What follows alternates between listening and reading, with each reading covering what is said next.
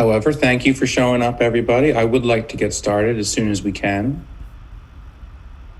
And so far, there we go. There's Danielle's back. Yay.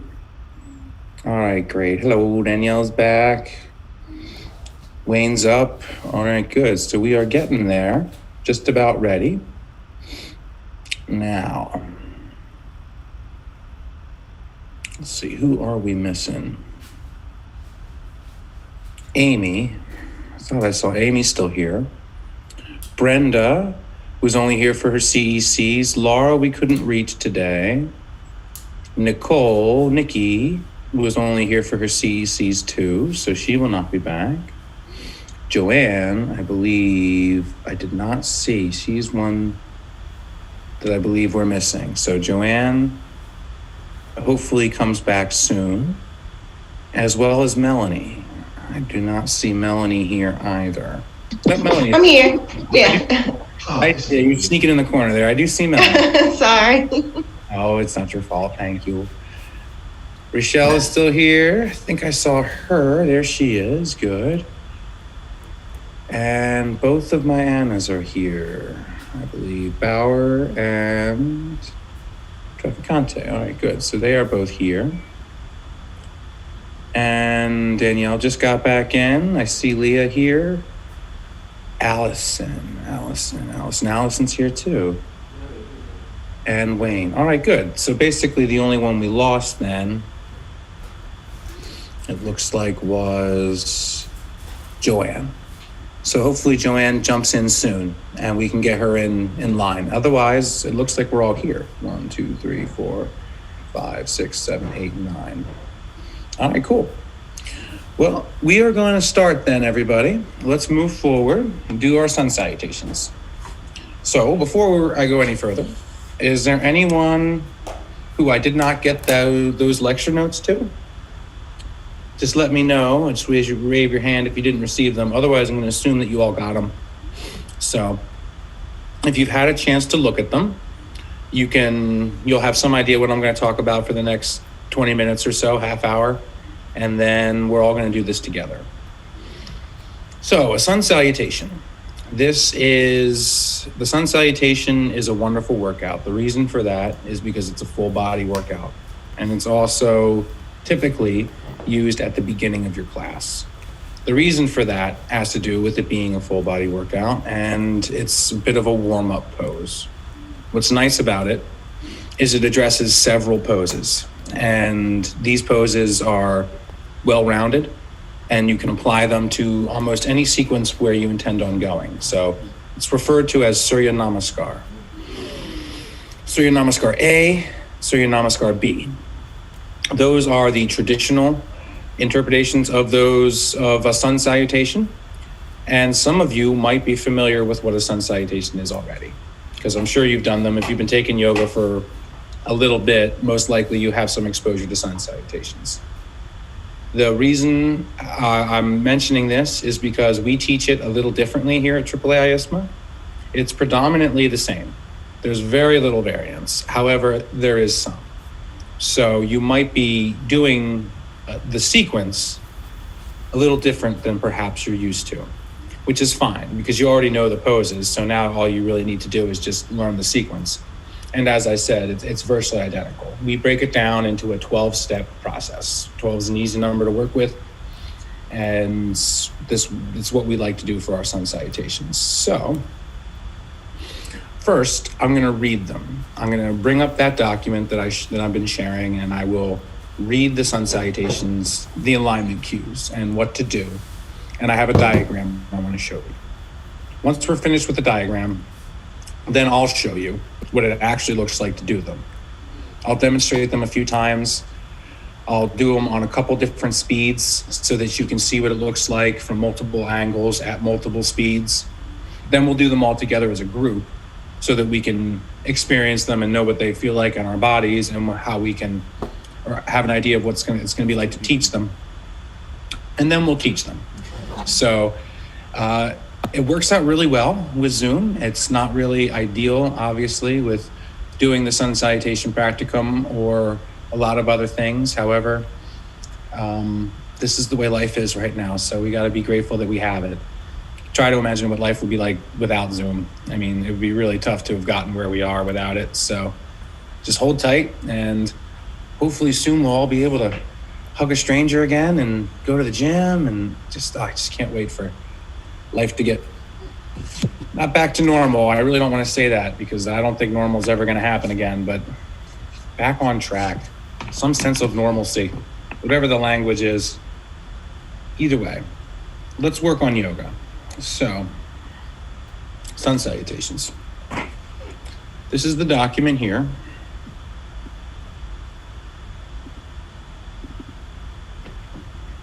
Now let's share it.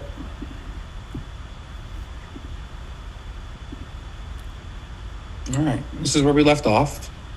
Now, these are all the sets that we've done. So this is the Cobra set with Cobra and head to knee and the twist. So those are all the variations and breathing cues, modifications for that one. After that, there's the, this is still on the first set here. So it goes on for quite a while. Here's set 2. This is the balancing set. So this is where we start talking about proprioceptors and all that stuff. So there's all the standing series or all the balancing postures here. The balancing postures. Then here's the floor series again. So there's bow, yoga mudra, swan, which we didn't do, but here's set 3. After that is set 4, which is camel, followed by boat pose and what we call curved pose or 8-limb pose. And then there's the warrior sequence, which is right after that. Up dog, down dog variations. And then it gets into the sun salutations, I believe. Yep, here they are. So what I'll do first is read all 12 steps to you that I have here and show you on this diagram. This is what we'll be sharing. Hopefully you all have this. And this is a sun salutation. Surya Namaskar. This is what we're doing for it. It is, as I mentioned, slightly different than what you might be used to. However, if you look at it, it's basically a sun salutation. There's only really one pose that's put in there that's a little confusing. So let us begin with the first step. The first step is mountain pose. That's the Tadasana, or the standard standing position. Exhale as you bend, that's step 3. Stand with your feet slightly apart and your hands at your sternum and do a cleansing breath.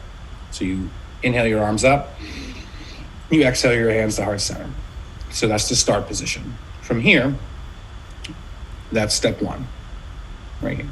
And you'll notice there's an exhale here. The exhale is when you bring your hands to your heart center. This is where we really focus on inhaling and exhaling. So far, I've tried to incorporate as many breathing cues as I can.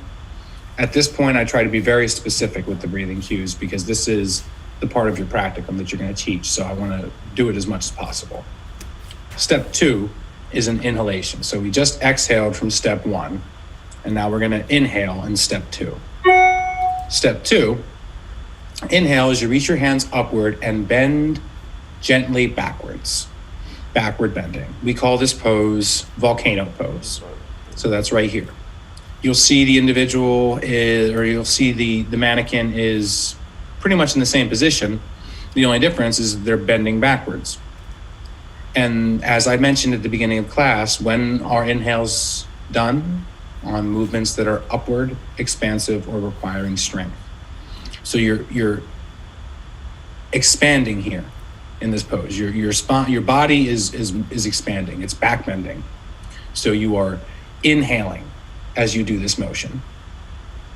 Now the next pose is a forward fold. So you go from inhaling into this back bending position to exhaling into this forward fold position. Now this mannequin is very flexible, obviously, because they've got their elbows below their knees and their head is almost touching their feet. This is very flexible. Most of us are not this flexible. However, some of us are probably in this room. So perhaps this is achievable. But for the most part, I mean, this is an extremely flexible figurine, obviously. So step 3, exhale as you bend forward towards the floor with palms facing upward. Bend from the hip, keeping the back flat and straight. Lead with the chin towards the floor. The final position will be with your hands on either side of your feet. If you have any problems with your lower back, you can squat in a floor position, which is why I mentioned that the mannequin is very flexible. So if that's not something that you can do a softer version of a forward fold, or even if that is hard for you right now, just coming into a squat position is fine. Now it's time to go into step 4. This is where it gets confusing with the language. And the reason for that is how we have it set up. However, it's not hard to comprehend. I just need to explain it clearly. So, inhale as you place one leg straight behind you and bend over at the knee. Keep the knee behind the toe line at 90-degree angle. Let the pelvic area drop towards the floor, backward bending. So we go here. From the forward fold, we're going to inhale as we step the right leg back. You'll notice here that the right leg is back in an extension and the front leg, or the left leg, is in a lunge. So what we're doing here is we're leading with the right leg. So when you do this pose, you're going to say, leading with the right leg, step it back into a lunge. So that way, this leg is in extension and this leg is in flexion. Then you're going to go on to step 5. You'll see here, this is a plank position, standard push-up position, great transitional pose. You can go a lot of different places from the plank, which is why it's here in the sequence. So you'll see here it says hold, which means you're holding your breath, which isn't something you really ever want to do. The reason why we've chosen that language is because this pose is transitioning to this pose. So 4 to 6 is I'll explain that better in a second, but it's one continuous breath from 4 to 6. Again, when I show you, it'll be much more clear. Moving on to 5. Continue to inhale as you extend the other leg straight behind you. In the final position, you should have both hands with legs straight behind you on your toes. This resembles a push-up or neutral position. Now, we're going to step 6. Step 6 is what we call 7-pointed star. It is a soft modification of basically Cobra. It's a really good way of accessing the muscles in Cobra if perhaps you struggle with the pose. It's basically a push-up on your knees. If you've ever tried push-ups, if you struggle with them, you might find that it's easier to do them from your knees. Because when you do them from your knees, your shoulders are not drooping forward and you're using your core in a little bit more of an appropriate way. And you're using your legs a little bit more. Most of the time when people do push-ups, they just use their arms or their shoulders or their chest. And those are the predominant muscles that are used. However, there are many, many, many more that you can use to make all those movements easier. And those muscles are the core and the legs. So again, I'll talk more about it once we start demonstrating it. But we call it 7-pointed star. The reason for that is there are 7 points of contact. So you've got the knees, the hands, the feet, and the chest. You can put your chin down if you want to. Then it starts getting to be 8 points of contact, but it's really more important that your chest is down. That's the 7th point. So 2 hands, 2 knees, 2 feet, 1 chest. 7-pointed star. So that's why we call it that. It reads like exhale as you drop your knees to the floor, then drop the chest and chin to the floor. 7 points should be touching the ground. 2 knees, 2 hands. For some reason, we write both sides of the shoulders and the chin. I don't know why we write both sides of the shoulders, because that's not really true. We need to reword that. Now, step 7 is something you might be more used to. It's standard Cobra. We've gone over Cobra, so there are multiple modifications for it.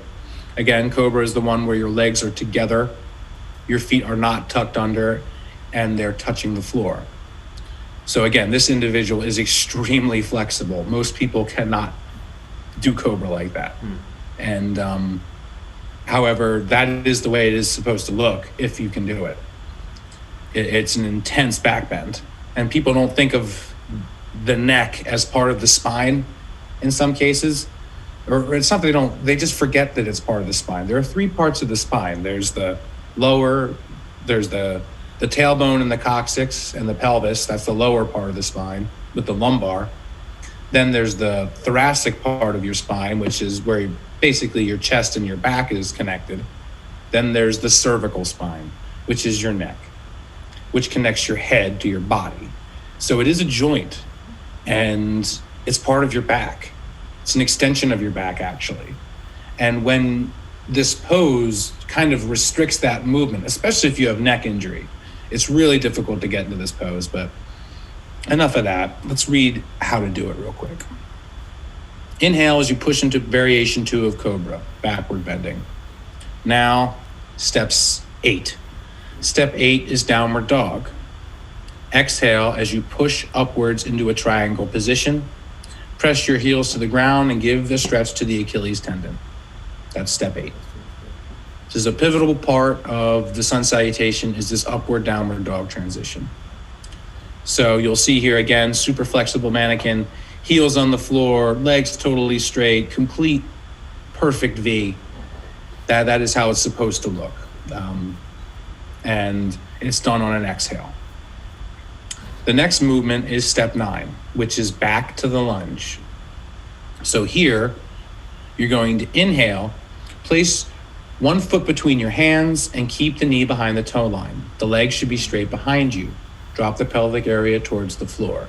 So again, if you notice here, it's the same thing as step 4. It's the exact same position. However, if you notice, it's reversed.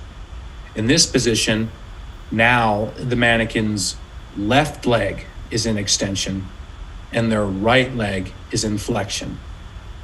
So the reason we do it this way is because in step 4, we're leading with the right leg as we step it backwards. So the movement is being initiated from the foot, stepping back with the right leg.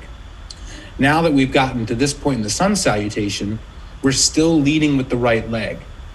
So we're gonna send the right leg, the right leg is still initiating the movement, which means now the right leg is gonna step forward into a lunge. Now the left and the right have both been worked evenly, starting with the right leg. And then we're gonna do it all over again with the left leg, but let's finish the sequence first on the right side. From step 9, you go to 10. 10 is a forward fold. Again, it's familiar. We've already seen it in the pose or in the sequence. Continue inhaling as you step into a standing position with both feet between your hands and your chin on your knees. Keep your knees slightly softened. Exhale as you bend your head towards the knees. So again, it's identical to step 3. Now, step 11. You're probably noticing a trend. Step 11 is the same as step 2. So you're probably picking up on this, that this is basically a circle or a loop. We're starting where we began. So now that we have gotten to the forward fold, now we're going to go back into the back bend, which is volcano. So step 11, inhale as you fire upwards and backward. Now we end where we began, which is step 12. Exhale as you return to the beginning position with your hands on your sternum. The asana is forming a complete cycle, ending as it began. Back to 12. The mannequin should really have his hands at his heart because this is where we began. So again, that's another thing that we're fixing with the book. So that's how the sun salutation works, everybody. You start in mountain pose, take a breath in, exhale, bring your hands to heart center, you're in mountain. Inhale, reach back, volcano. Exhale, fold forward, forward fold. Inhale, step the right leg back into a lunge. As you continue inhaling, step the left leg back to meet the right, plank. Then you exhale. Exhale, knees, chest, chin to the floor, 7-pointed star. Inhale, arch up, look upward, cobra. Exhale, push back, downward dog. Inhale, leading with the right leg, step it forward into a lunge. Exhale, step the back leg to meet the front, forward fold. Inhale, arch your back, reach back, look back, volcano. Exhale, bring your hands back to heart center, mountain pose. So that is going to be what it sounds like when you teach this to the class. You're going to say it's something like that. Obviously, I'm not looking for perfection, everybody. If you miss up a breathing cue or you mess up a pose or you get stuck somewhere in the sequence, that's okay. I'm here to help you and to bring you back on track. And people make mistakes all the time. And in fact, if you do it perfectly, something's wrong because there's a lot to do perfect. So that's not what I'm looking for, is perfection. What I'm looking for is for you to relay and demonstrate the information I just taught you, which is the sun salutation. Obviously, we can't teach a full class because we don't have the time. And that would be a lot to ask of someone who's never taught yoga before. So this is the practicum. This is your test. The physical part of it is teaching these 12 steps. Now that I've gone over them in detail and shown them to you on the screen, now I'll show you what they look like in motion. So I will demonstrate them. I'll do them at 3 different speeds. One speed is going to be nice and slow, full of alignment cues, breathing techniques, just simple and slow. The second time, I'm going to pick up the pace and I'm going to move a little bit faster, talk a little bit less about alignment cues, but still include them, focus more on breathing and speed. The third and final version is going to be full speed. That's where I'm going to do it inhales and exhales for the same length, which means that the length of the inhale is going to be the same as the length of the exhale. And I'm going to move from pose to pose with very little alignment cues, only telling you what to do. That's the most advanced way to teach it. So I'll show you all 3 of those speeds so that you have an idea of what it might look like.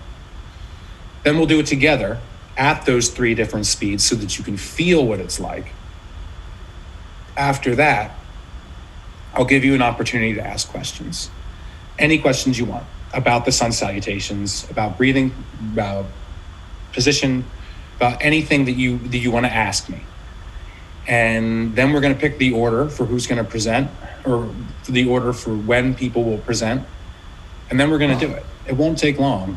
After that, we're going to talk a little bit about meditation and go forward. So the day goes by so fast, and it's already halfway over. So let's bring it home strong, finish up these sun salutations, and end with a little meditation. And I think I really, really like the way that all transitions together. So I'm going to demonstrate them now. Please watch, and then we'll do them together.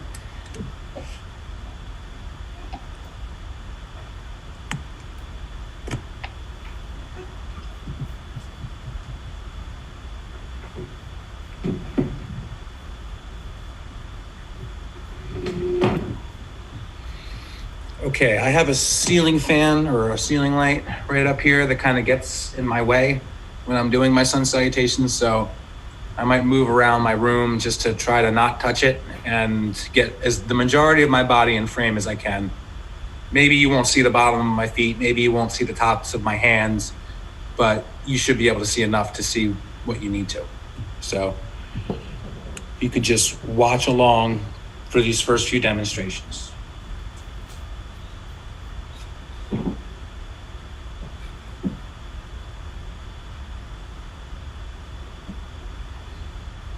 Okay, here we go.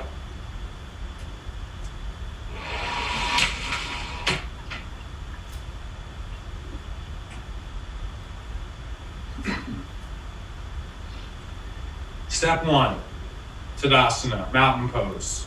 begin with your feet together. Tailbone slightly tucked. Shoulders squeezing together. Release the arms, tuck the chin, lift the chest. Mountain pose. Take a breath in. Raise the arms. Exhale. Bring your hands to heart center. That's step one. Step two. Inhale. Tuck your tailbone. Lift the chest. Reach backwards. Release the neck. And bend backwards, looking behind you. Coming into volcano pose. Exhale. Fold forward. Touch your toes. This is step three. Again, touch your toes if you can. If your toes are easy to touch, then straighten your legs. Try to touch your ankles. If that's achievable, then try to reach your hands behind your feet. Many different modifications. Exhale. From here, inhale, step the right leg back into a lunge. Bring your hands to the floor, your feet in between your hands. Good. Lifting up, making a combination of lunging forward but extending back, lifting the chest, using the strength of the legs. Exhale. Send your left leg back to meet your right. Come into a plank position. Take a breath in. Exhale. Knees, chest, chin to the floor. 7-pointed star. Shoulders together. Tailbone tucked again. Lifting the chest. Using the strength of the legs. Inhale. Come up. Arch back. Look up. Cobra. Exhale. Push back. Downward dog. Lift the weight out of the hands into the toes. Bending the knees if you have to. If you can, straighten the legs. If you can, lift the hips as high as you can. Then straighten the legs and bring the ankles towards the floor. Then, inhale, leading with the right foot, step it into a lunge. Your right foot is in between your two hands. Exhale, step the back leg to meet the front, coming into a forward fold. Bending at the hips, softening the knees, releasing the head, folding forward. Inhale, rise up one vertebrae at a time, tucking the tailbone, tucking the chin, reaching up, looking back, bending backwards, coming in to volcano. Exhale, bring your hands to heart center. That's the sun salutation on the right side. So now we have to do it on the left. Inhale, bring your hands to heart center. Or actually, inhale, exhale, bring your hands to heart center. Inhale, bring your hands up, look backward, tuck your tailbone, engage your core, lift the chest, bend back, volcano. Exhale, fold forward at the hips. Lean down, touch your toes. Inhale, step your left leg back into a lunge. Your hand in between your foot in between your hand. As you continue to inhale, step the right leg back to meet the left into plank. Hold. Exhale, knees, chest, chin to the floor. 7-pointed star. Inhale, look up. Inhale, bend up, look back, bend back, look up, volcano. Exhale, push back, downward dog. Again, lifting the weight out of the hands and trying to place it in the feet, bending your knees as much as you need to do that. Inhale, leading with the left leg, step it forward into a lunge. Exhale, step the back leg forward to meet the front, forward fold. Inhale, tuck the tailbone, one vertebrae at a time, look up, reach back, volcano, exhale, hands to heart center. That is the sun salutation, everybody. So left side, right side, nice and slow. I led with the right leg first, and then I led with the left leg second. Now let me show you at a little bit faster of a speed. Inhale the arms up. Exhale, hands heart center. Inhale the arms up, tuck your tailbone, reach back, look up, volcano. Exhale, fold forward, touch your toes. Let the head drop, reach down, inhale, leading with the right leg, step it back into a lunge. Bring your hands to the floor, your foot in between your hands. As you continue to inhale, step your left leg back to meet the right, plank. Now, exhale, knees, chest, chin to the floor, 7-pointed star. Inhale, bring your belly to the floor, squeeze your shoulder blades together, look up, bend back, cobra. Exhale, push back, downward dog. Inhale, leading with the right leg, step it forward into a lunge. Exhale, step the back leg forward to meet the front, forward fold.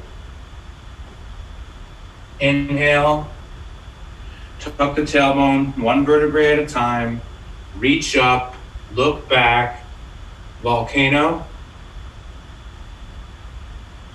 Exhale, hands to heart center. One last time on the left. Inhale the arms up. Exhale the hands to heart center. Inhale, tuck the tailbone, reach up, look back, volcano. Exhale, fold forward. Touch your toes. Inhale, leading with the left leg now, step it back into a lunge. Hands between, feet in between the hands. As you continue to inhale, step the right foot back to meet the left, coming into plank. Hold. Exhale, knees, chest, and chin to the floor, 7-point. Inhale, tuck the tailbone, legs back, shoulders together, look up, bend back, cobra. Exhale, push back, downward dog. Inhale, leading with the left leg, step it forward into a lunge. Exhale, step the back leg forward to meet the right, forward fold. Inhale, tuck the tailbone, hands together, rise up, arch back, look up, volcano. Exhale, bring your hands to heart center. That was the second version. So medium speed. I've done slow and medium. Now let's do fast. So no alignment cues. I'm just gonna go boom, boom, boom, boom, boom to each pose with inhaling and exhaling in between each. Nice and fast. Inhale the arms up. Exhale, bring your hands to heart center. Inhale, look up, reach back, volcano. Exhale, fold forward, touch your toes. Inhale, leading with the right leg, step it back into a lunge. As you continue to inhale, step the left leg back to meet the right. Plank. Exhale, knees, chest, chin to the floor. 7-point. Inhale, rise up, look up, cobra. Exhale, push back, downward dog. Inhale, leading with the right leg, step it forward into a lunge. Exhale, step the back leg to the front, forward fold. Inhale, look up, reach back, volcano. Exhale, hands to heart center. Inhale the arms up. Exhale, hands heart center. Inhale, look up, reach back, volcano. Exhale, fold forward, forward fold. Inhale, leading with the left leg now, step it back into a lunge. Continuing to inhale, step the right leg back to meet the left. Plank. Exhale, knees, chest, chin to the floor. 7-point. Inhale, look up, cobra. Exhale, push back, downward dog. Inhale, leading with the left leg, step it forward into a lunge. Exhale, step the right leg to meet the front, forward fold. Inhale, rise up, look back, volcano. Exhale, hands to heart center. And that's it. So, those are the sun salutations, everybody. That's what I would like us all to do together now. So, what we'll do is we'll do them all together at those 3 speeds, nice and slow at first. Get the alignment, get the breathing, get how it feels. Then we'll go to a faster pace, get a little bit less talking about alignment, more concerned about breathing. Then for the final version, it's full speed. So no alignment cues, all marching orders, so to speak, drill like a drill sergeant. So no matter what speed you choose to do it at, and there's no right or wrong way to do it, they'll all be acceptable to me. So I encourage you to find what works for you in your style. If you're one that likes to talk about alignment cue and things that are good along that nature, please do. If you're someone who just wants to tell us what to do from pose to pose to pose to pose to pose, then do that. Or maybe you're somewhere in the middle. It's all good with me. It's fine. So let's practice it all together at those speeds and see what it feels like. Come and stand at your mat.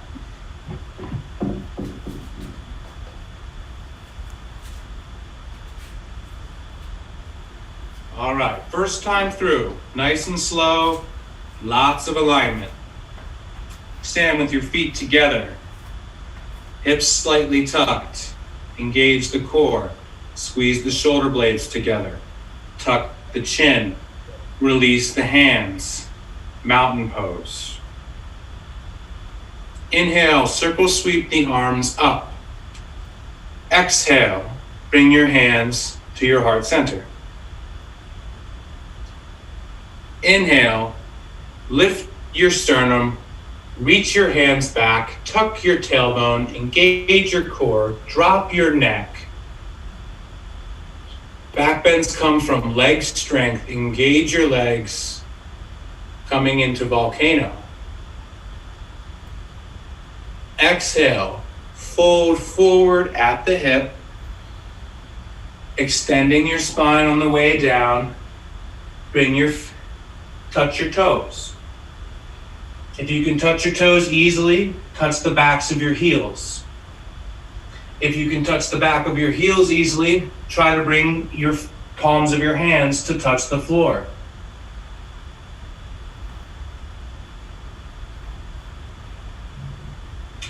Inhale, step the right leg back into a lunge. Step your feet in between your hands. Remember to lift slightly, use the core. Don't over lunge into the front leg. Focus on lift. As you continue inhaling, step the left leg back to meet the right, coming into plank and hold. Exhale, knees, chest, chin to the floor. 7-pointed star. Tuck the tailbone. Reach the hips up.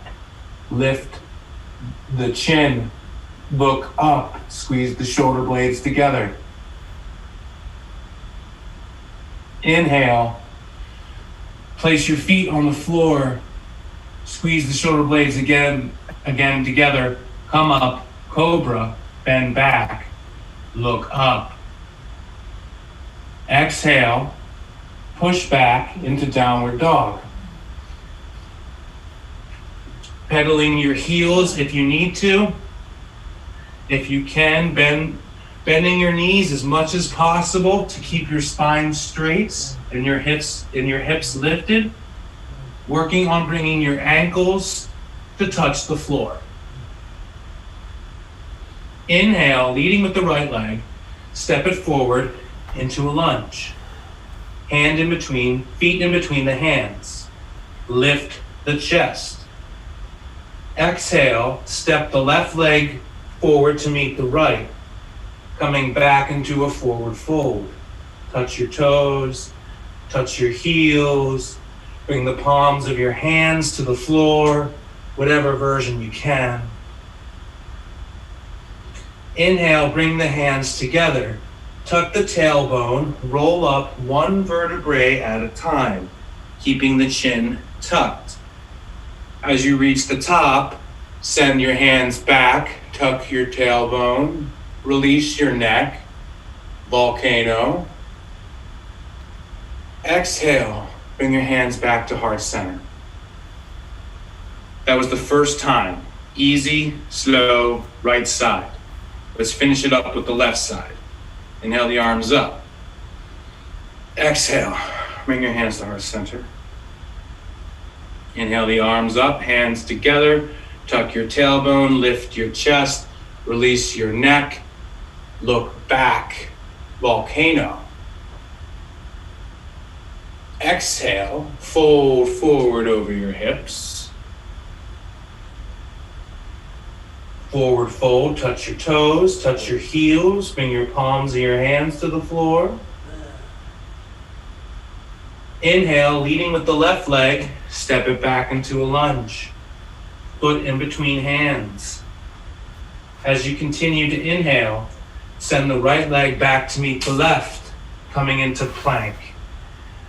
Squeeze the elbows together, lift the core, exhale, knees, chest, chin to the floor. 7-pointed star. Inhale, bring your legs to the floor, squeeze your shoulder blades together, look up, bend back, cobra. Exhale, push back into downward dog. Bending the knees as much as possible, or as much as needed. Coming up onto the toes, perhaps even bringing your heels all the way to the floor. Inhale, leading with the left leg, step it forward into a lunge. Foot in between hands. Exhale, step the back leg to the front, coming into a forward fold. Touching your toes, the backs of your heels, bringing your hands all the way flush with the floor. Inhale, bring the hands together. Rise up, tucking the tailbone, one vertebrae at a time, chin tucked, arms up, looking up, reaching back, releasing the neck, lifting the chest, volcano. Exhale, hands back to heart center. Okay, everybody, that was the first demonstration I showed you. Nice and slow. Lots of alignment cues, plenty of things to talk about, breathing techniques, all that stuff. Now I want to show you at a little bit faster of a pace. Less talking about alignment, more focusing on breathing. Begin in mountain pose, feet together.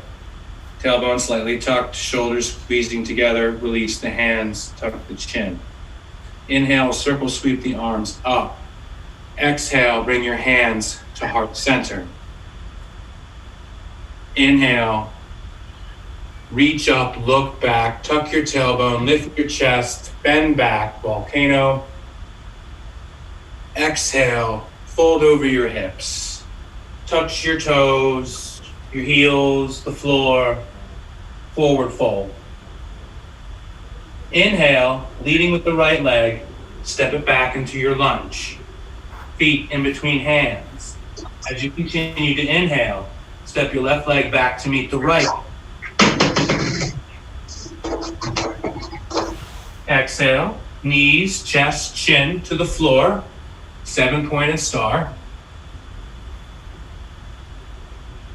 Drop the knee or straighten the legs. Inhale, straighten the arm or squeeze the arm, the shoulders together. Look up, cobra.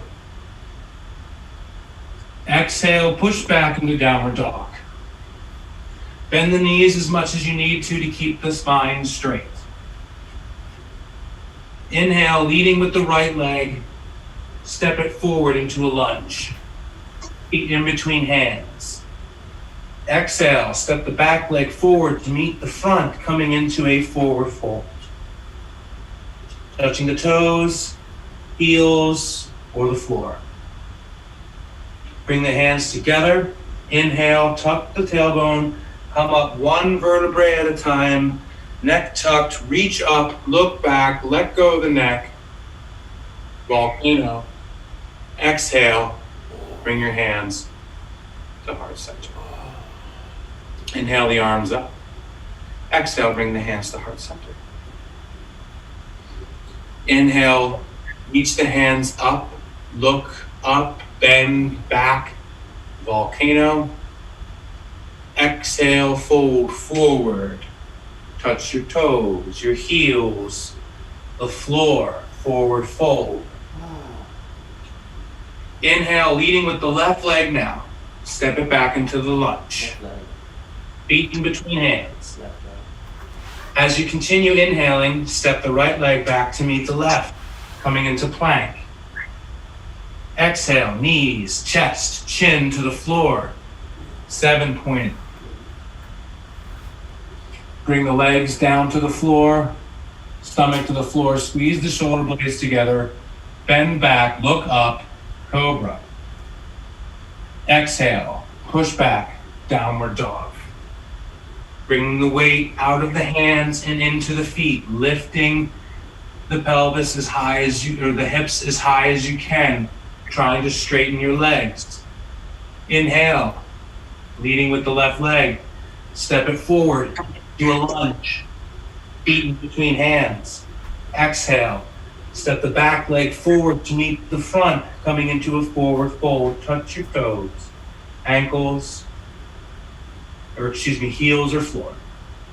Inhale, bring your hands together, tuck your tailbone, roll up one vertebrae at a time, reach your hands up, let your chin go, reach back, volcano, exhale, hands to heart center. That was a full rotation, left side, right side, medium speed. Less alignment, more breathing. Now, full speed. So this is the last demonstration that we'll do together. I'm not going to give you virtually any alignment cueing. I'm just going to tell you to go from one pose to the next and when to breathe. Stand with your feet together. Mountain pose. Inhale the arms up. Exhale, bring your hands to heart center. Inhale, reach the hands up, back bend, look up, volcano. Exhale, fold forward at the hips, touch your toes, forward fold. Inhale, leading with the right leg, step it back into the lunge. As you continue to inhale, step your left leg back to meet the right, plank. Exhale, knees, chest, chin to the floor, 7-pointed star. Inhale, look up, cobra. Exhale, push back, downward dog. Inhale, leading with the right leg, step it forward, lunge. Exhale, step the back leg to meet the front, forward fold. Inhale, hands together, reach up, look back, volcano. Exhale, hands to heart center, mountain. Inhale the arms up. Exhale the hands to heart center. Inhale, arms up, reach back, look back, volcano. Exhale, fold forward. At the hips, touch your toes. Inhale, leading with the left leg now. Step it back into a lunge. As you continue to inhale, step the right leg back to meet the left. Plank. Exhale, knees, chest, chin to the floor, 7-point. Inhale, cobra. Exhale, push back, downward dog. Inhale, leading with the left leg. Step it forward into a lunge. Exhale, step the back leg to meet the front, forward fold. Inhale, hands together, look up, reach back, volcano. Exhale, bring your hands to heart center. And release. Okay, everybody. So, those are the sun salutations. That's what we're going to do now. Before we begin, I would like to first give an opportunity to ask any questions. Any questions at all, please don't be shy. If you're confused about anything or you would like clarification, please ask. And if you're good, then that's fine. I have a question. And that's great too. So, yes, Joanne, what's up? So for the sun salutation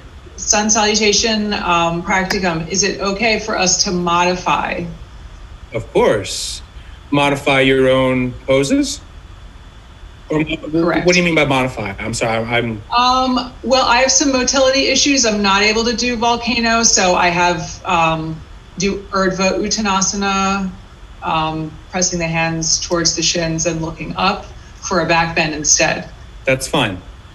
In the end, I want you to be safe with your body.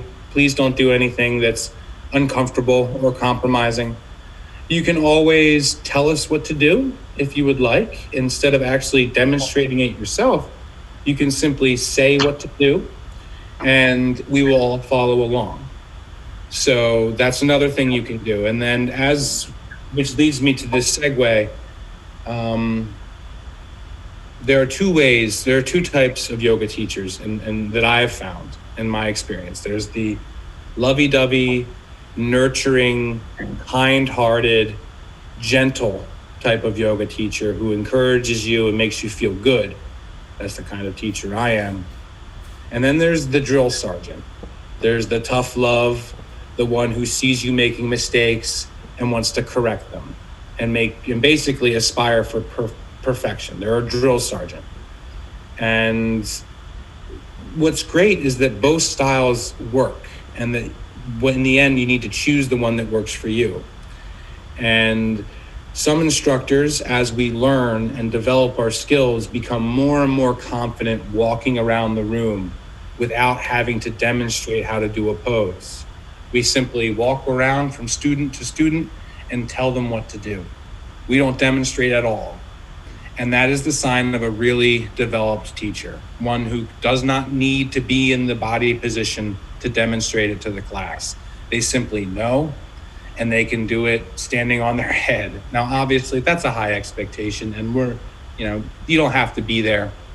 The reason I'm saying this is because I feel it kind of ties into what you said with your modification, and to just tell us what to do, which is the reason why I segued there. So excellent question. I hope I answered it. Do you have another? Yes, thank you. Excellent. Now, someone else, please. Does anyone else have a question about a pose or what to do? Or it's looking like we're looking confident. So that's fine with me. That's excellent. All right. If that is the case, then let's pick the order. So it is now 4:45 my time, 4:45 your time. So this works out pretty perfectly. It's pretty much going to take us until the end of class, or not the end of class. We're going to do sun salutations together now for about an hour, hour and a half, and then we're going to do the meditation part of class. So, if there are no questions and we're ready to go, then it's time to go ahead, Wayne. You have a question? Yeah, quick one. So I find that sometimes, even when you do the postures, the faster speed, the fastest of the three speeds, it's still kind of hard to hold your breath or keep the breath with each movement. Like sometimes I'll just take a short one in between. I don't know what your thoughts are on that. Is it very important to keep the breath with each movement, or is it okay to kind of take breaths in between? How do you handle that? It's a good question. Ideally, the best thing to do is to link the breath with the movement and to not breathe in between. However, if you do it slowly, you're going to breathe in between, and that's okay. Especially if, in the end, the purpose of a sun salutation is to link breath with movement. It's the purpose of all yoga asana, really, is you want to link one pose to the other with the breath being the same length and the same duration. The challenge becomes teaching that and remembering the proper timing and not getting distracted by things, whether it's a student or your own mind or whatever. So I'm okay with either one, whether you do it slowly and you don't cue as many breathing techniques, or rather if there's a pause or an extra inhale or exhale in between poses. I think that's where you're going, and that's fine. What I would like to see most is linking the breath to the movement. So I hope I answered your question, Wayne. Did I? You did, especially because when you're doing it slowly, of course, you can't really hold your breath for that long. But it's not really, but it's not really. Plus you're speaking. Yeah. So that's really where it gets complicated. Right. I went through that entire vinyasa flow the first time without taking a single breath or something like that. But that's because I know it, and I am used to doing it, and I'm a teacher, so I'm used to that. To basically holding your breath the entire time, which isn't what you're supposed to do. As a student, you can listen to me if I'm telling you what to do, and then you don't have to think about breathing. Right. You just do it because your instructor is telling you to do it. Right. You don't have to rationalize or be logical or get tripped up by, am I inhaling when he's telling me to exhale? I'm exhaling when he's telling me to inhale. I must be doing it wrong. That's not the case. So in the end, everybody's different. That's a great question. And there really is, it's okay to, no matter how that shakes down. So I appreciate you bringing that up. No problem. And that looks like, what about anybody else want to ask a quick question? I think we're all ready to go here though. Okay, let's do it. What we're going to do next is I'm going to pick the order for these presentations. So I like to leave it up to you guys to determine the order. I don't know about you, but I'm a very anxious test taker. I don't like taking tests. I don't like doing practicums. I don't like getting up in front of everybody, though I'm up in front of everybody here teaching you how to do yoga. It causes me anxiety. So I struggle with it. So I prefer to go first and to just get things over with. I don't want to watch and critique and build up the anxiety. I prefer to simply go and get it over with. Other members are the opposite. They prefer to watch a couple times because they want to see what other people do. They want to see how it's like for multiple people before they go. Some of those people like to go in the middle. Other individuals don't want to go at all until the end. They don't want to go first. They're terrified to go first, and they want to go last. And no matter what type of learner you are, it's okay with me. I won't judge. So what I like to do is give the opportunity to volunteer people who want to go first so they can get it done and they don't have to think about it anymore, people like myself, or if they would rather wait and watch a few runs. So how I do this is I simply say, who wants to go first? Do I have a volunteer? Does anybody want to go first? There we go. I saw one. That's going to be Allison. Okay. All right, Allison went her hand up first, and I saw another hand. Was that you, Melanie? Yes. Mm-hmm. Melanie. All right, Melanie, you can go second. Okay. Now, do I have a volunteer to go third? There we go. Lots of hands there. First one I saw was Danielle. Danielle. All right, hands up again for fourth. Someone still had, Anna has her hand up. Anna Bauer is going to be 4. Who wants 5? And Amy's got her hand up. Amy's going to get 5. 6. 6 I'm going to give to Rachel. 7. 7's going to Dwayne. I saw Dwayne. 7. Now the next one I'm going to give to Leah. I see her waving at me. Leah's going to get 8. Who wants 9? Who's left? Joanne. Joanne's going to get 9. And do we have a 10? Have I got everybody? It's possible I have. Let me see. 1, 2, 3. I've only got 9 here, and there are 1, 2, 3, 4, 5, 6, 7, 8, 9. There are 10 of us. So who hasn't raised their hand yet? Who have I missed? I think it's Amy. Is it not Amy? No, I think I got Amy. I think what it is, I don't know if I got both of my Annas. I think that's where I went wrong. Number 4 I gave to Bauer, and I don't know, did I get the other Anna? Oh, I did. She's 4.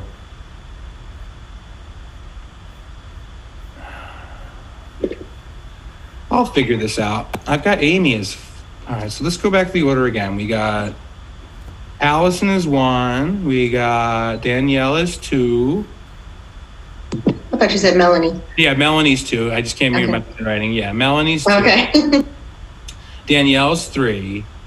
Then Anna Bauer's 4. I've got 5 up here is Amy. 6 is Rachel. 7 is Wayne. 8 is Leah. 9 is Joanne. I think I am. It's me. I thought I was 4. I see, Anna. Thank you, Anna. Okay, well, what we'll do then is, let's see here. So I really don't want to create a bunch of scribbles and marks and mess up my handwriting. Do you mind just going last, Anna, at this point? I mean, are you cool with that, or do you want to go earlier? No, I'm fine. That's fine. You're so sweet. Thank you for making it easy for me. So you're going to be last. Okay, that's everybody. I got the order down, and now we're going to present together as a group.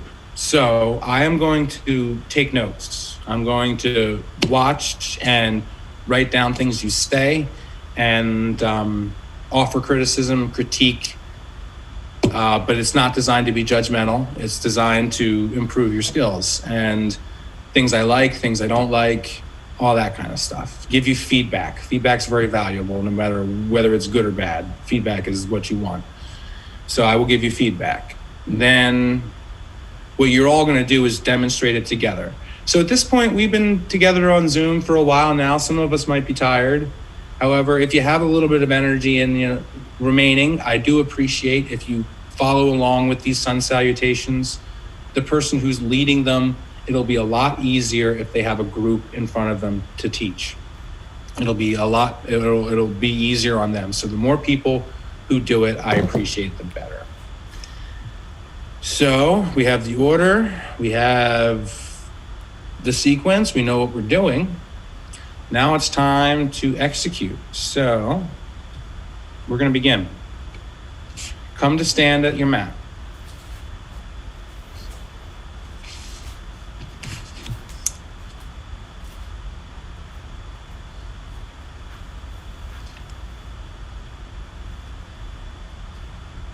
Okay. Allison, you are number 1. So you're going to go first. Take us through a sun salutation on the left and the right side, no matter what speed you want to do. and be you. Do your thing. Okay. Can you hear me okay? We can. Okay. Start at the top of the mat, feet together, toes are relaxed down, hands start at heart center. Take an inhale, lift that heart up. Exhale, hands come to heart center, stand tall. Inhale, lift up and over, volcano. Tailbone tucked in, reach up and over, lengthen. Exhale, forward fold. Hands to the floor, let that head hang. Inhale, step your right foot back. You're in that lunge, left knee over your left heel. Continuing on that inhale, take that left foot back, high plank position. Lower down knees, chin and chest on the exhale. Inhale, baby cobra, rotate your shoulders open, lift up. Exhale to down dog, lift that tailbone up high, press your heels towards the floor. Inhale, place that right foot between your hands. On the exhale, bring that left foot up. You're in that forward fold. Let your head hang. Inhale, hands to heart center, come up and over, reach towards the back of the room. Exhale, hands to heart center. One more time, inhale, lift up. Exhale, hands to heart center. Inhale, lift up and over, back bend, volcano here. Lift that heart up, lengthen the neck. And then exhale, fold. Let your head hang, hands to the floor. Inhale, step your left foot back, right knee over that right heel. Continue on that inhale, take that right foot back. You're in that high plank position.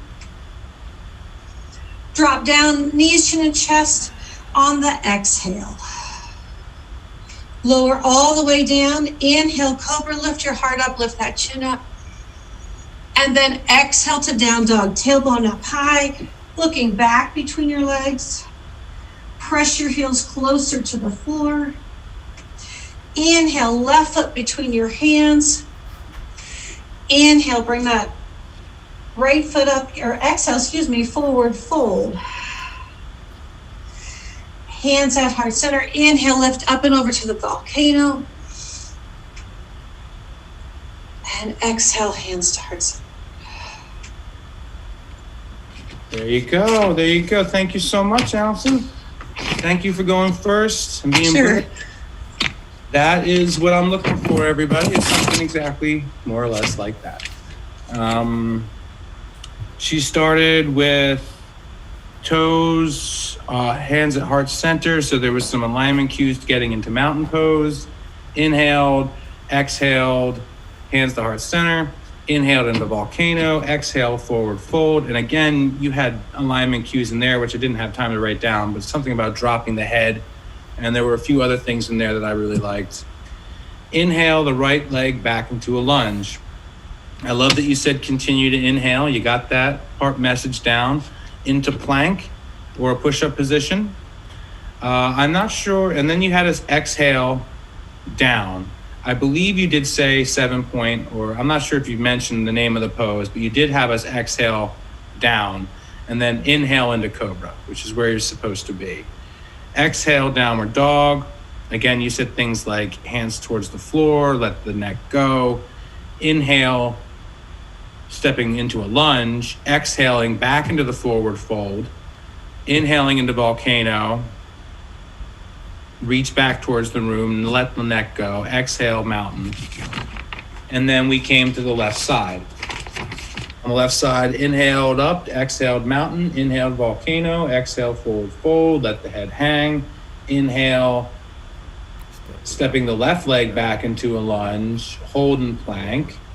Exhale, knees, chest, and chin, 7-point. Inhale, cobra. Exhale, down dog, tailbone, hips up, looking between the legs. That's another good thing to say in downward dog for an alignment cue. Then you got a little tripped up with the breathing there. I'm not sure exactly where that inhale got thrown in there, but what's important is that you realized that you were making a mistake and you fixed it. So bravo to that. And you exhaled back into the forward fold and then inhaled into volcano, exhaled mountain.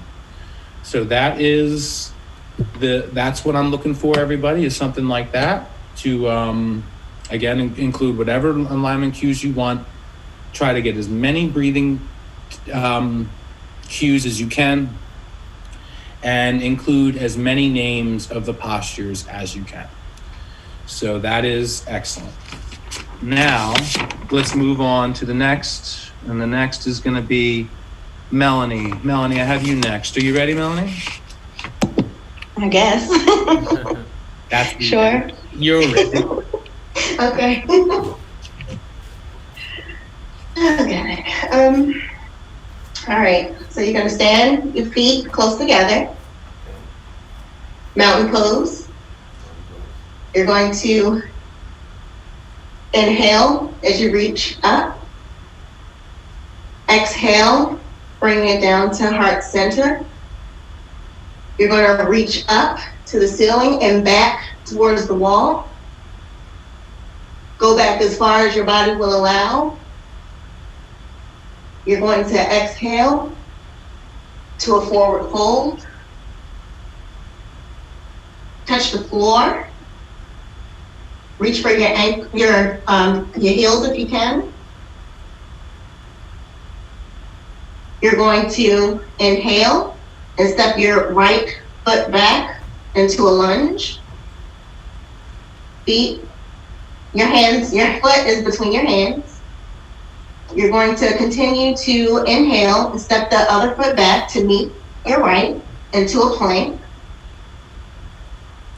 You're going to fall forward onto your knees into the 7-point pose. Chin, shoulders, chest to the floor. You're going to inhale, push into cobra pose. Make sure your chest is up, head back. You're going to exhale into downward dog. Make sure your heels, if you can, try to get them to touch the floor. Paddle your heels back and forth. You're going to inhale and step your right foot in between your hands. Bring your left foot to meet. And you're going to fall into a forward fold as you exhale. You're going to inhale and roll up. Reach for the ceiling. Look at the back wall. You're going to exhale and fall. Sorry. You're going to exhale and come to heart center. We're going to do it again. You're going to inhale, arms up, reach for the ceiling. You're going to look back, the back wall as far as your body will allow. You're going to exhale and fall forward. We're going to do the left side. So you're going to step your left foot back now into a lunge. Your foot is between your hand, your right foot is between your hands. You're going to take that right foot as you're continuing to inhale, and you're going to bring it back to meet your left into a plank position. You're going to exhale and go into the 7-point star pose. Your chin to the ground, chest to the ground. You're going to inhale into cobra pose. Your chest is up, head back. You're going to exhale into downward facing dog. Pedal your feet. Try to get your heels to the ground. You're going to inhale and bring your left foot back in between your hands. Continue to inhale and bring your right foot to meet. Exhale as you fall forward into a forward fold. Touch your heels if you can. You're going to inhale as you roll up. Reach back to the ceiling. You're going to exhale into your heart center and mountain pose. There you go. Excellent. That was scary. I'm sure it was, but you did a great job going in front of everybody and going Thank you. first. So, excellent. I just have a few things for you that I'd like you to be aware of. So, feet together, mountain, inhale,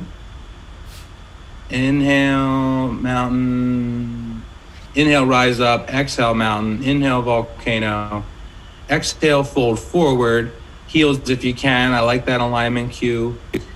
Then we have right lunge, inhale, foot in between the hands, you said, and continue to inhale. So you got that to plank, so thank you for that. And then you got us to 7-point.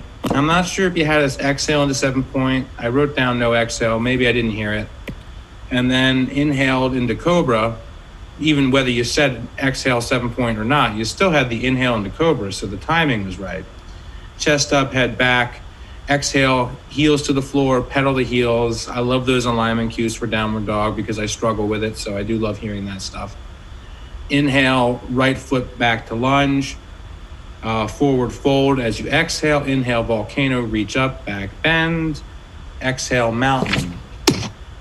And then there was the other side. Arms up, reach up, far as you can for volcano. Exhale, forward fold. I think maybe you forgot the inhale here on the left lunge, but you did say continue to inhale, so maybe you did say it and I didn't hear it. Plank. Exhaled into 7-point this time. Inhaled into cobra, head up, chest up. Exhaled, downward dog, pedal the heels again. Chest to chin, inhale, lunge. Then exhale, forward fold. Inhale, volcano, roll up, reach back. Exhale, mountain.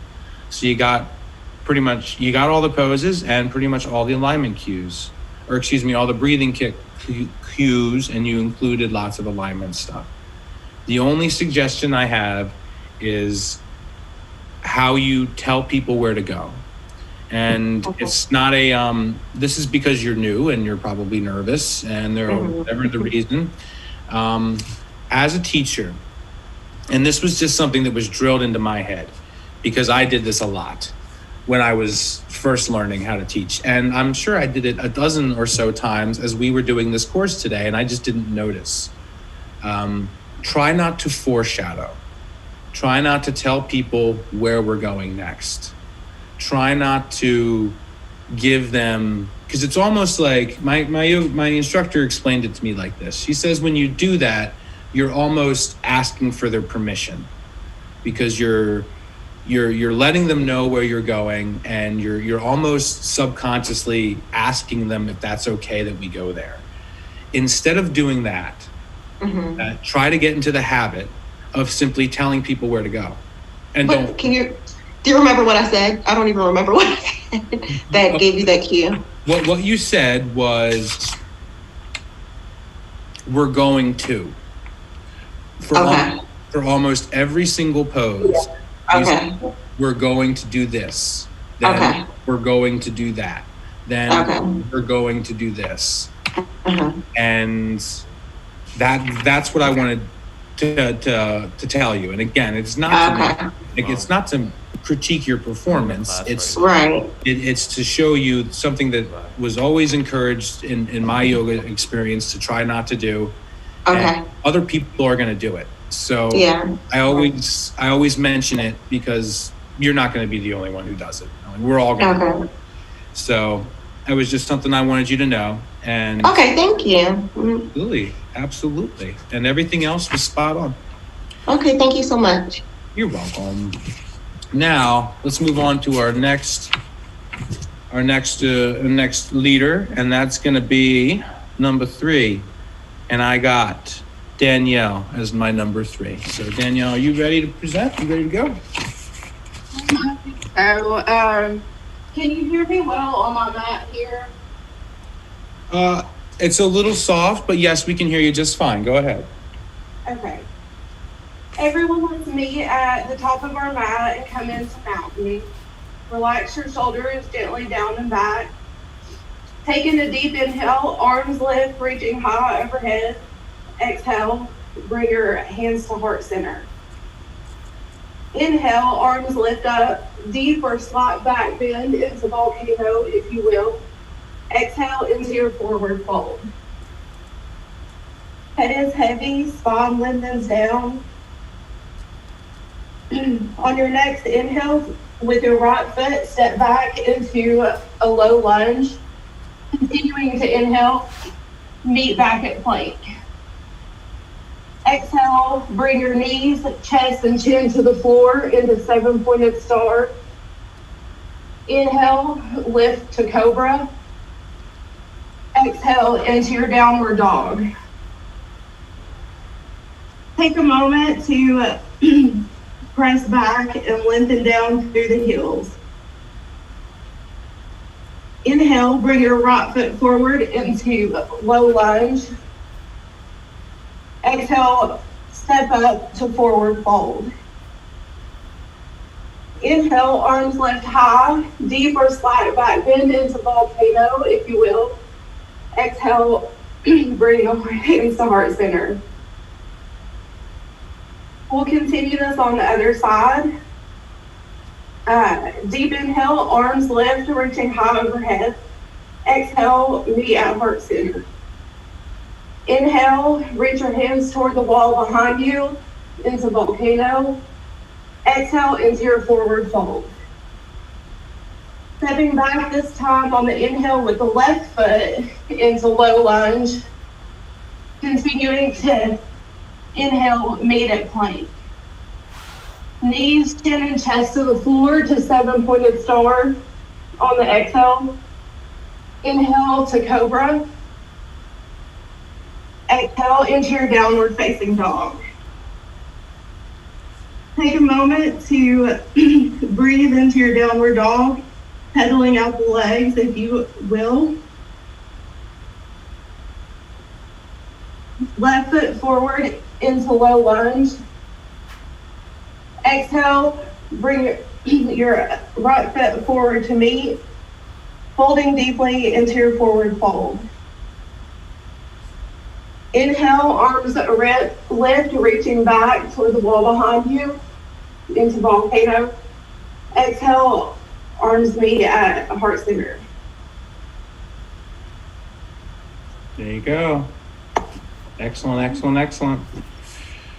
That was great, Danielle. You made very few mistakes, if any. So that was a really good job. You started off in the right side, took us to mountain. Deep inhale. I like that you said a deep inhale to start.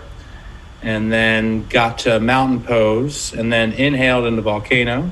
Exhale, forward fold. You said the head is heavy. And one other thing, I forget what, I didn't write it down, but you said some other alignment cue, which was good. Inhale, right lunge. And then continuing to inhale into plank, which you got. Exhale into 7-point. Inhale, cobra. Exhale, down dog. And lengthen through the heels, pedal the heels. You kind of used this as the midway point to the set, which was great. So you got us into down dog, and then inhaled the right leg up to the lunge, exhaled into a forward fold. And I really like your language. You just said step up. You didn't make it complicated or say the left foot or the right foot, or you just said step up, which is really good, because what's nice about that is sometimes simple, direct, commands like that are really easy to follow. You don't need to think about it. Your mind just does it. So I like how you said step up there. And deeper exhale back into mountain. Then you did the left side, inhale, exhale, mountain, inhaled into volcano. You said, bring your head towards the wall behind you or something, or look to the wall behind you, something along those lines, which is great language, because it's where the eyes go, so does the body. So if you're telling them where to look, then their body's gonna go where they're looking. So I like that. Exhale, forward fold, right lunge, and then you had continuing to inhale into plank, exhale 7-point, inhale cobra, then you got back into downward dog on the left side, and you did the same thing. you took a kind of like, it was like the halfway point for you. So there was more alignment cues at that point, taking a deep breath, pedaling the legs, lifting the hips. One of the only mistakes I picked up on was, I'm not sure you had us inhale into that left lunge on the left side. Whether or not you did, it's what's important is that in the following step, you had the exhale on the forward fold. So whether or not you said it, you were on time. Then inhaled, reach back towards again behind you, your head behind you into volcano, and exhaled into mountain. So excellent, bravo. Now let's move on to the next. We've got number four. Number four, I've got Anna. Here's for Anna Bauer. You ready, Anna? Yes. Go for it. All right, start at the top of your mat. Palms facing forward, relax the shoulders. Nice big inhale, reach those arms up towards the ceiling. Exhale, bring those hands to heart center. Inhale, reach those arms and head behind, tucking the tailbone between the legs. Exhale, forward fold, hinging at the waist, anchoring those hands where it feels comfortable. Shins, feet, floor. Place those hands around the left foot as you inhale and drive that right foot back into lunge. Continue inhaling as you bring the left foot back to meet the right. Exhale, slowly bring the knees, chest, and chin down towards the ground. Inhale, relax the rest of the body. Cobra as you're pushing through the hands.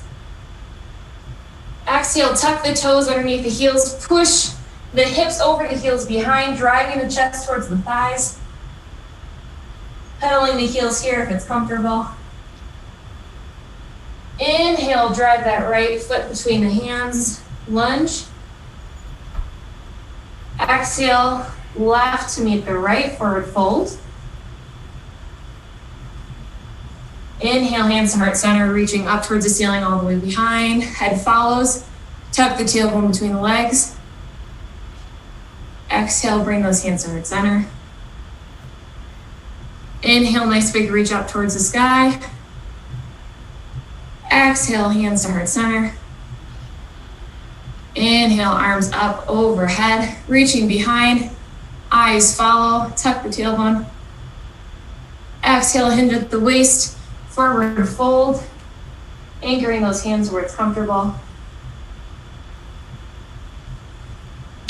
Inhale, right leg behind, low lunge. Continue inhaling as you bring both feet behind.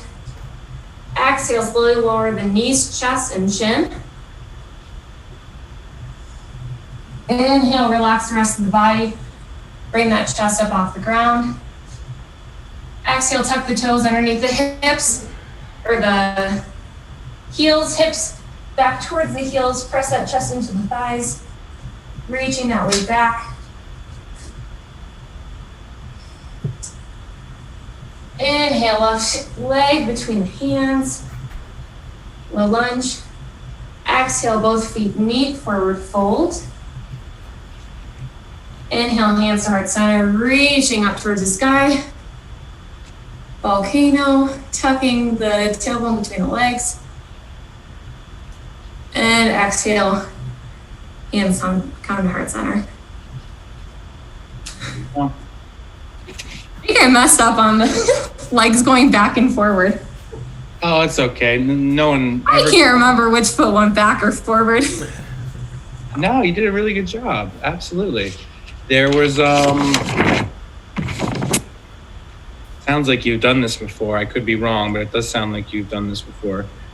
You had a whole lot of wonderful alignment cues, and some of the things that you said, I don't know if I wrote them all down. I was trying to keep up, but I couldn't.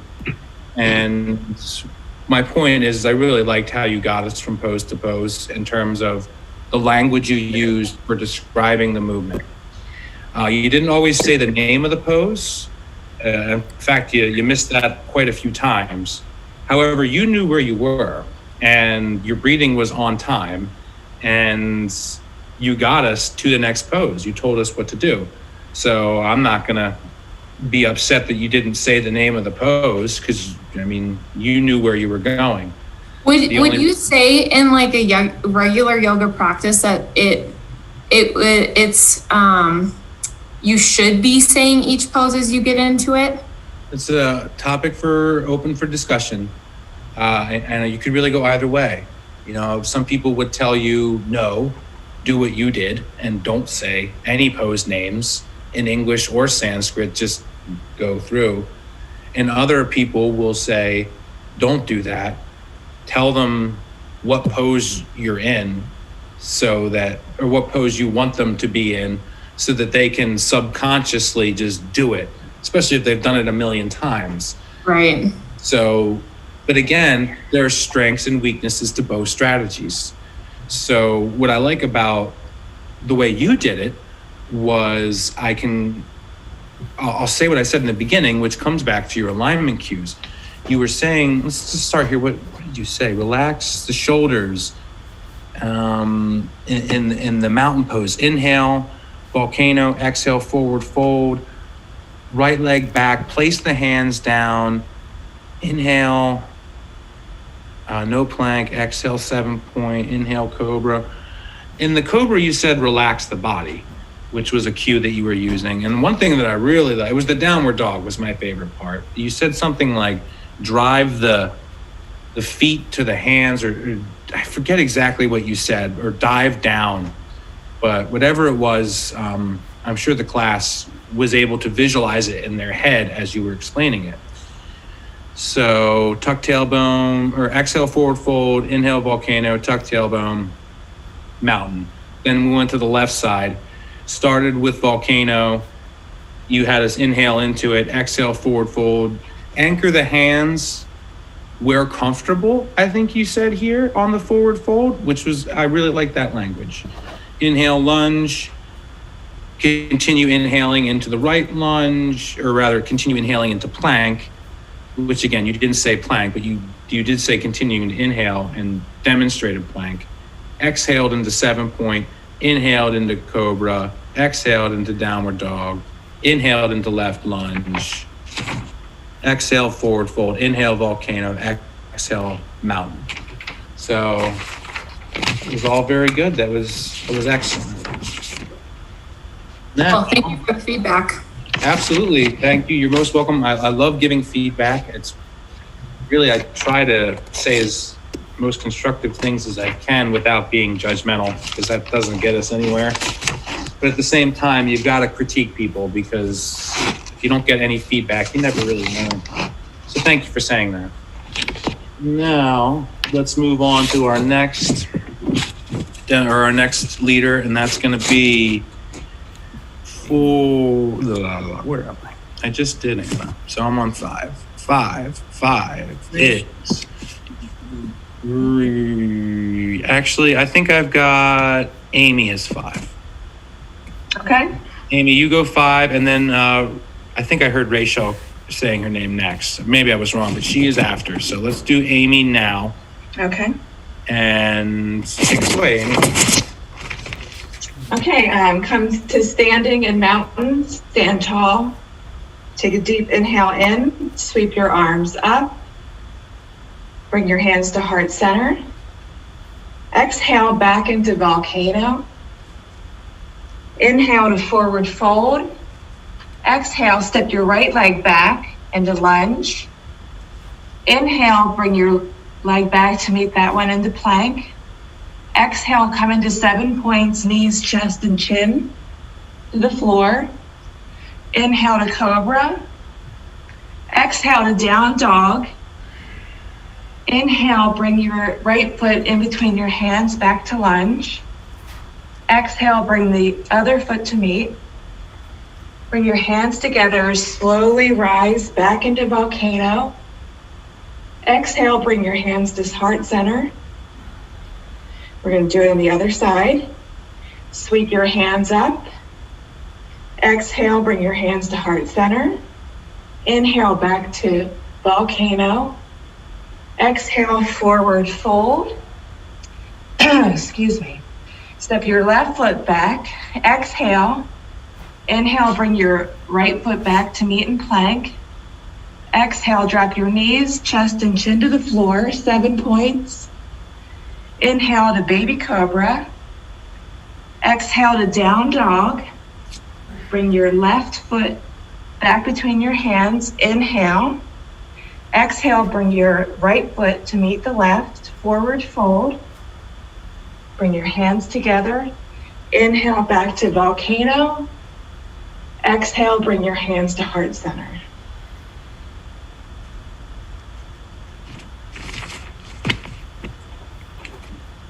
All right, excellent. That was the right side. Now do it on the left. Oh, I thought I did that. Maybe you did, but I missed it, but I didn't write it down, so. Oh, yeah, I thought I did. Okay. Oh, no, you did. I thought you did the left too. I might be wrong. Yeah, I'm pretty sure that I did. Oh, no, wait, you're right, Amy, you did. I'm sorry, you did. That's okay. I think I went kind of fast. Yeah. That's what I was right about to say. Forgive me. You're Speedy Gonzalez over there. I know. I get fast when I'm nervous. So that's okay to be nervous and to go fast when that's when you are.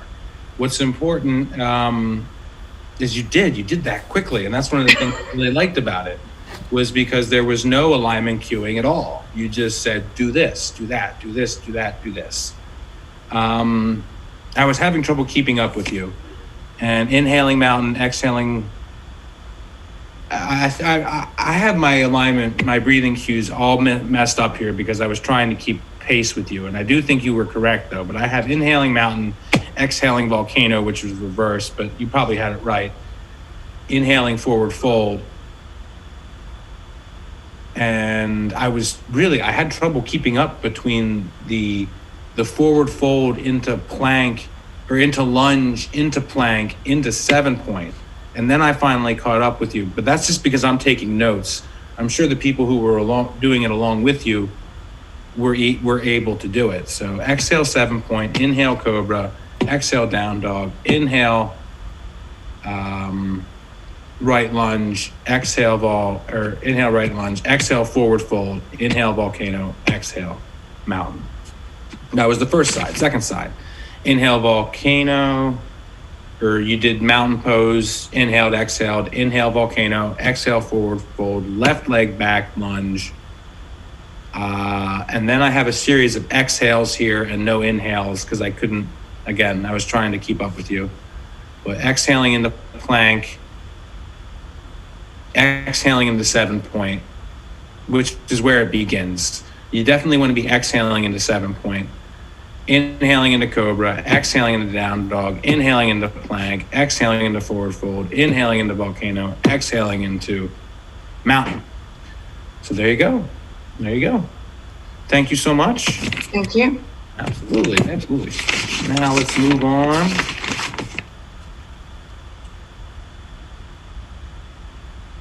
Michelle, you ready? I believe you are next. Michelle? There she is. Hey. I'm as ready as I'm gonna be. Oh, you're gonna do just fine. Take us away. Downward dog. Meet me at the top of the mat. Take a deep breath. Feet slightly spread apart. I inhale up. Exhale, heart center. Inhale up and back into volcano. Exhale, forward fold. Right here, take a deep stretch in your quads.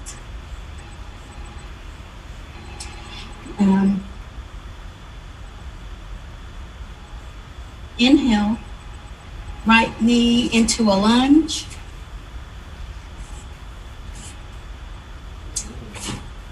Take your other leg into a plank and hold. Exhale, knees down, chest and chin. Inhale into cobra. Get a good stretch in your lower back. Down. Exhale into downward facing dog. Get a good stretch in your legs. You can move your legs forward and back to get some extra stretch in it.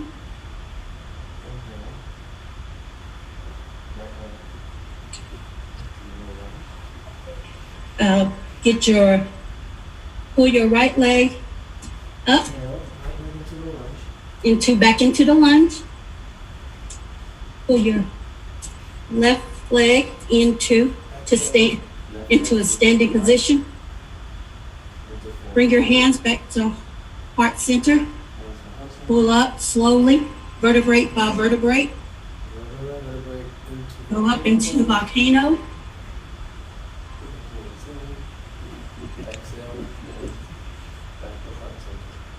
Exhale into heart center.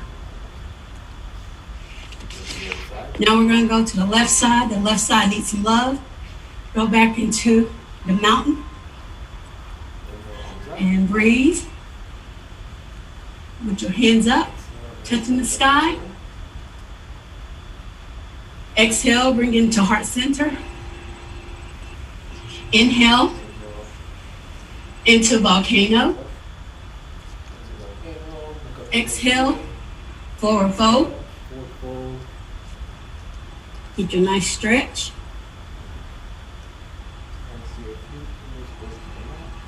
Inhale, bring your left knee up, right leg back. If you're having trouble with your knees, you can lower your right leg into a half plank. Bring your left leg back. Inhale, knees down, chest down, chin down. Inhale to cobra. Exhale into your downward facing dog.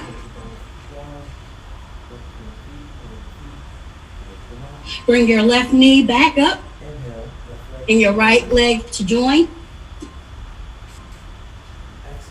Make sure you're still breathing. Exhale. Exhale, forward fold. Bring your hands together, right center.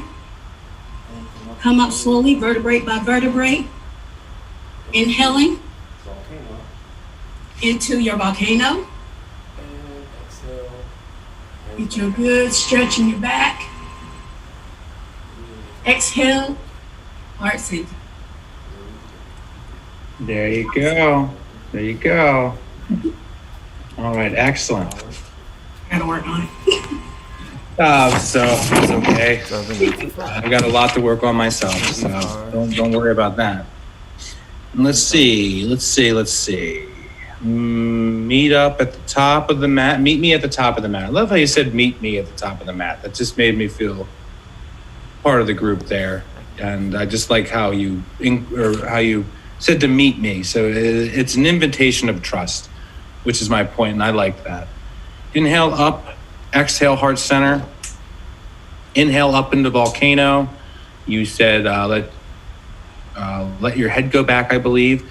Exhale, fold forward. Deep stretch in the quads, so you had some alignment cues there. And then inhaled into right lunge, held in plank. Exhaled, knees, chest, and chin. Again, you didn't say 7 point, but you told us to exhale, knees, chest, and chin, which is 7 points. So that's okay that you didn't say that. Inhale, cobra. Feel a stretch in the lower back. I like that you said. Exhale, down dog. Forward and back, pedal the heels. Again, alignment cues. And then you had us get into lunge. However, you missed a few breathing cues here. And so you didn't have us inhale in the lunge, nor did you have us exhale into a forward fold, nor did you have us inhale into mountain. But what's important is that the order was correct. You got lunge, forward fold, volcano. You just probably got lost in the breathing technique, or maybe I didn't hear you. I did, I got lost. But that's, again, it's okay to, good for you to admit that. And It's a small detail. Well, I shouldn't say it's a small detail. It is an important detail. You do want to have a mastery of the inhales and the exhales, but what's important is that you stayed and you got all the poses. And then we got to the next side, and I believe you did a much better job on that side. So left side, I love how you start. Left side needs some love. I enjoyed that start too. Mountain, heads up, touching the sky. Exhale, heart center. Inhale, volcano. Exhale, forward fold. Feel a nice stretch, you said. Inhale the left lunge. This was really interesting what you did. The half plank, which I thought lower your one leg down if you're having problems with that. So people do have problems in plank. And so I like that you had that soft modification there. And then you missed the inhale on the knees down in the 7-point, but that was the only one you missed. You got everything else. Inhale, cobra. Exhale, down dog. Inhale, left lunge. Exhale, forward fold. Inhale, volcano. You said things like one vertebrae at a time. Find a good stretch. Exhale into mountain. So there you go. Left side, right side. Now, show that was 6. We're already at 7. All right, 7. I've got Wayne. Wayne, you ready for 7? Yes, sir. I'm ready. Take it away. All right, everyone, meet me at the top of your mats. And we will begin in mountain pose. And everyone, deep inhale, arms up. And exhale, hands to heart center. Inhale, hands up to volcano pose. Look up towards the ceiling. Exhale, hands to the floor. Into forward fold. Touch your feet, your toes, heels, or the mat. Inhale, lunge back with the right leg. Into a low lunge. Continuing on the inhale, step back with the left. Into plank. Exhale, knees, chest, and chin to the mat. Into 7-pointed star pose. Inhale, into cobra. Look up towards the ceiling. Exhale, into downward dog. Pedal the heels into the mat. Inhale, step up with the right foot. Into low lunge.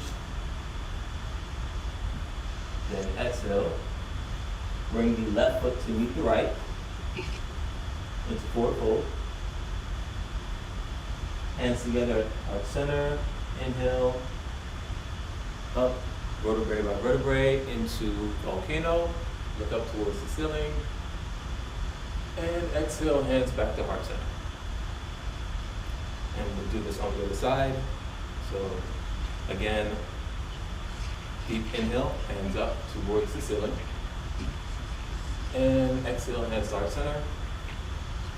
Inhale, hands up towards the ceiling and go back, looking up towards the ceiling, and then behind you for volcano pose. Exhale, hands down to the mat. For forward fold, touch your toes, your heels, or the mat. Inhale, step back with your left leg into a low lunge. And continuing on the inhale, step back with your right foot into plank. Knees, chest, and chin to the mat. Exhale. Inhale into cobra pose. Look up towards the ceiling, stretching out the lower back. Exhale into downward dog. Pedaling the heels towards the mat. Looking between the feet at the wall behind you. Inhale with the left leg, step into low lunge. And then exhale, step the right leg up to meet the left into forward fold. Hands together to heart center. Inhale up. vertebrae by vertebrae, looking up towards the ceiling, then back behind you into volcano pose, hands up and back. And then inhale to, or exhale, hands back to heart center. And then we'll return to mountain pose the way we began. And this concludes our sun salutation. There you go, man. All right. Excellent job. You got pretty much everything. You started with inhaling in the mountain, or rather inhaling the arms up and then exhaling into mountain. Look up into volcano, inhale. Exhale, hands to the floor, forward fold. Inhale, right lunge. You got the continuing to inhale as you step into plank. Exhale, knees, chest, and chin, 7-point. Then you inhaled cobra, look up towards the ceiling. Exhale, downward dog, pedal the heels. Inhale, right lunge. Exhale, forward fold. Inhale, volcano. Vertebrae by vertebrae, rising up. I like to say that, and I feel like it's a good way to visualize that in your mind, of not just going from such an extreme position of a forward fold to a back bend. It's, if you do it slowly, vertebrae by vertebrae, people don't jump from one thing to the other. So, and most of us have been saying that. Left lunge, or left side, inhale the arms up, exhale the heart center, inhale volcano, look behind you. Exhale, forward fold, pedal the toes, get the heels to the floor. Inhale, or maybe you didn't say that. I just can't read my handwriting. You probably said touch your toes or touch your heels. Inhale, left lunge. Continue to inhale on the plank. Excellent. Knees, chest, and chin. Exhale.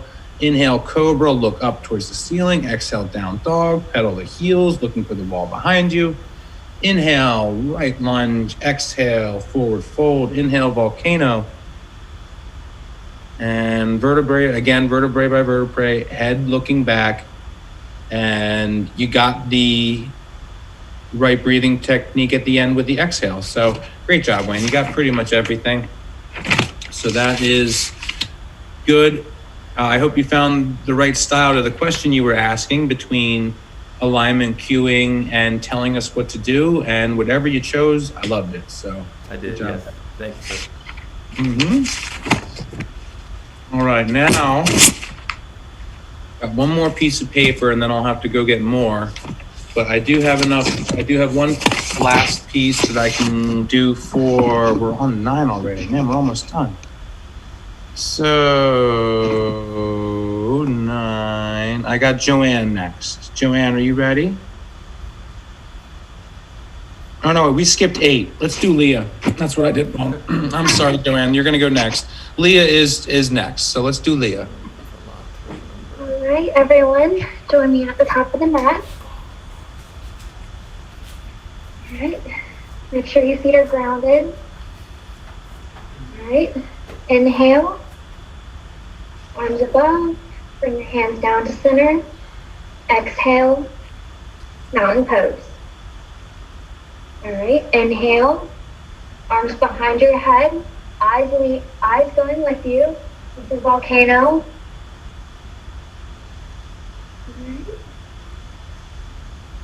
Exhale, forward fold. Slowly reach down to your ankles or wherever is comfortable. All right. Then place your hands and you're going to take your right foot back. Your left foot's going to be in between your hands as a lunge.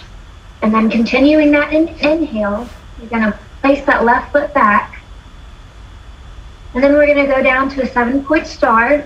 Knees, chest, and chin. You're going to exhale.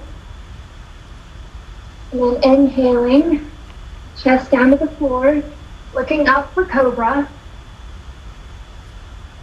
And then inhale for downward dog. Then you're going to bring that right foot back up. Excuse me. All right. And drag that other foot right up next to it for a forward fold, and you're going to exhale. And then place your hands together, and then fold up slowly, vertebrae by vertebrae. And you're gonna reach back behind you, the volcano one more time. And then we're gonna come back down for an exhale and a mountain pose. All right, now the left side. One more deep inhale, arms out, up to the sky.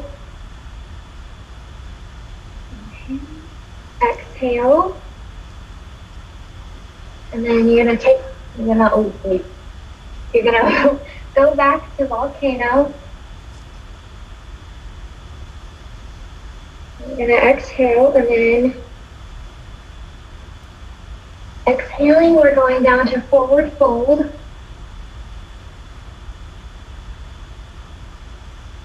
And then you're gonna take your left leg back for a lunge, right leg staying in between your hands. All right, continuing that inhale, you're gonna go to plank.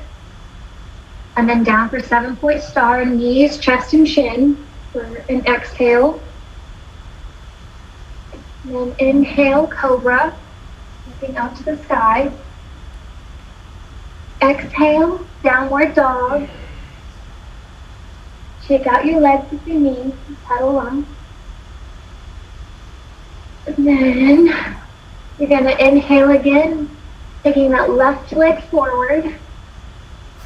Inhaling. You're gonna drag that right foot up with you into a forward fold. You're gonna exhale. And we're gonna inhale, bringing ourselves up slowly into a volcano position. Arms behind you, eyes following. You're gonna inhale, and then exhale down to mountain pose. There you go. There you go, Leah. Excellent. Excellent. Okay. I know I messed up a little bit there. It's okay to make mistakes. It's okay. What's important is that you realize that you did them, and I think you were aware of the mistakes you made. It's no big deal. Getting up in front of people isn't easy, and sometimes it's easy to get lost. So let's see here. You started feet together, be grounded, inhaling the arms up, exhaling in the mountain. Inhale, arms behind you, eyes go with you. Again, I like that you said that. That's something that I've been telling everybody over the course of the class today, is where the eyes go, so does the body. So if you're looking back, you will bend back. So I like that. Exhale, forward fold, slowly reach out or slowly reach to what's comfortable. I like that language you chose, reach to what's comfortable. And then we had a right lunge. You didn't tell us to inhale on the lunge. However, you did say continue to inhale on the plank.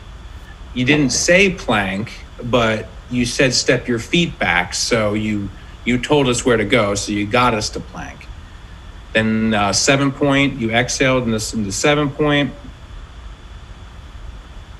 Inhale into look up into cobra. Exhale, down dog, and then there was, you missed the exhale for the lunge, or the inhale for the lunge. You just got us forward into a lunge without an inhale. Then you got back on the exhale for the forward fold, place hands together, volcano, exhale, mountain. And then on the other side, we had arms up towards the sky, exhale, volcano, exhaling into a forward fold. So I think maybe you missed the inhale there on the volcano. I could be wrong with my notes, but I think I missed it. I think you did. So thank you for being honest with yourself about that. Lunge. And again, you didn't have the inhale here, but eventually you got on track and you figured out that you were not doing that because you had continuing to inhale into plank. You did so there was lunge, continuing to inhale into plank, then you got back on track with all the breathing. So exhaling into 7-point, inhaling into cobra, exhaling into down dog, inhaling into left lunge, drag the foot up is something that you said. Exhale, forward fold. Inhaling up slowly, which is, again, a good thing to tell them to do. Because if you go from such an extreme forward fold to such an extreme back bend, it's really easy to get dizzy and nauseous. So that's why I was always telling you to keep the tail or keep the neck tucked until your spine was up, and then you lift the hands and look up. So that was good. Inhaling, exhaling, mountain. All right, I need to grab a couple more pieces of paper for my notes, and then we're gonna finish up, everybody. I'll be right back.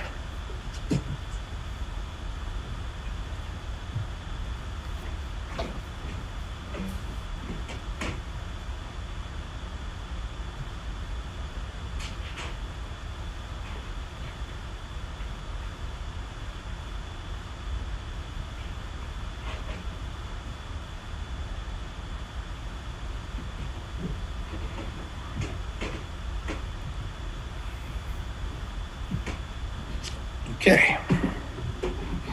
I am back. Let us now finish up with our last few. So that was Leah at 8.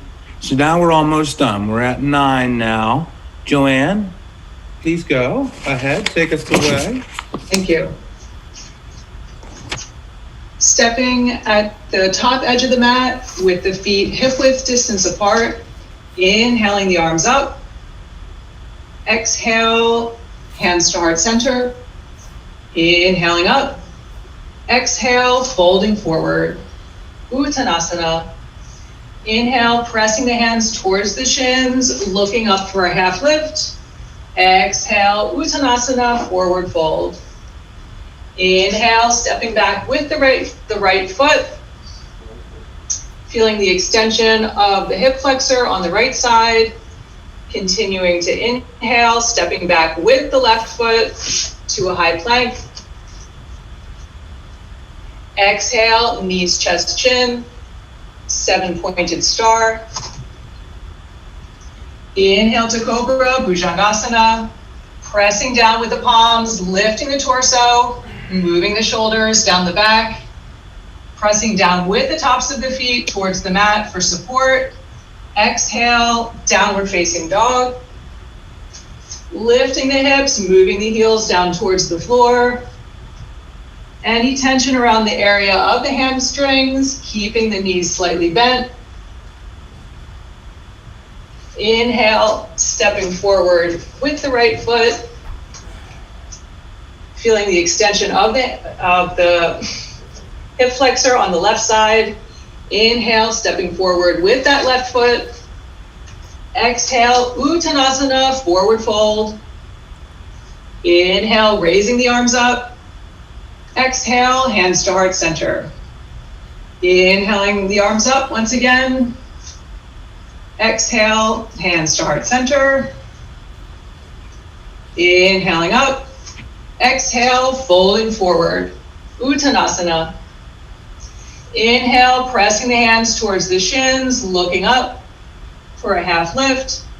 Exhale, folding forward, Uttanasana.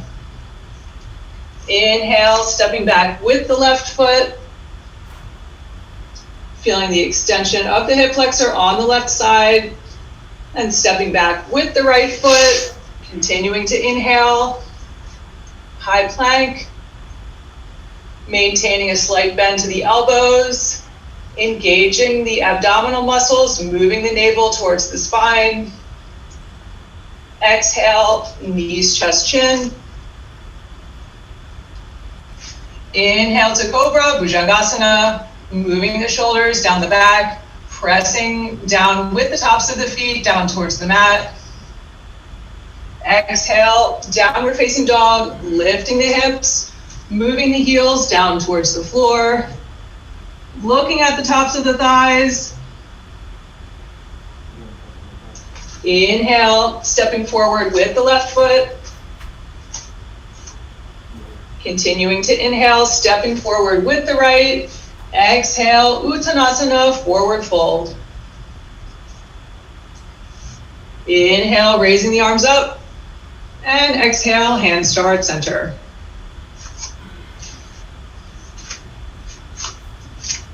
There you go. All right, Danielle, that was, we just did. Joanne, where are you here? Yes, all right. I had trouble keeping up with you, Joanne, in terms of some of your alignment cues you were saying, but they were excellent. What I got distracted on was you saying Uttanasana and Bhujangasana. That is correct pronunciation of the Sanskrit. You mentioned you were an Iyengar instructor since '92, so you've been doing yoga a very long time. And so you're trying to work some of the Sanskrit into telling people what to do. And I just wanted to mention that I struggle with that. I struggle with using Sanskrit. And I love Sanskrit. I think it's so much more effective when an instructor knows their Sanskrit and is able to properly say the correct grammar and all that. The only suggestion I have is this. Either speak completely in Sanskrit or completely in English. Try not to do both. Now, I did both today. I called mountain pose Tadasana because I love the way that sounds. It sounds so much better than mountain. But what I tried to do was either use the English translations or use the Sanskrit translations. When you use them both, it gets difficult for the students, for the instructor. It's, again, and this isn't so much a critique on you, it's a critique on myself. This is something that I struggle with personally and wanted to mention to you. And because of that, I got held up on your breathing cues and your alignment poses. I couldn't keep up with you because my head was so stuck on that. So that was, again, I apologize for that. But what I can tell is that you've been doing this a long time. And let me just see if I can backtrack what I did write down. Joanne, feet, hips up, inhaling up, hands up, heart center, inhaling up, exhale, forward fold, inhale, right lunge, continue to inhale. So you got the continue to inhale into the plank, exhaled 7-point, inhaled cobra, exhaled down dog.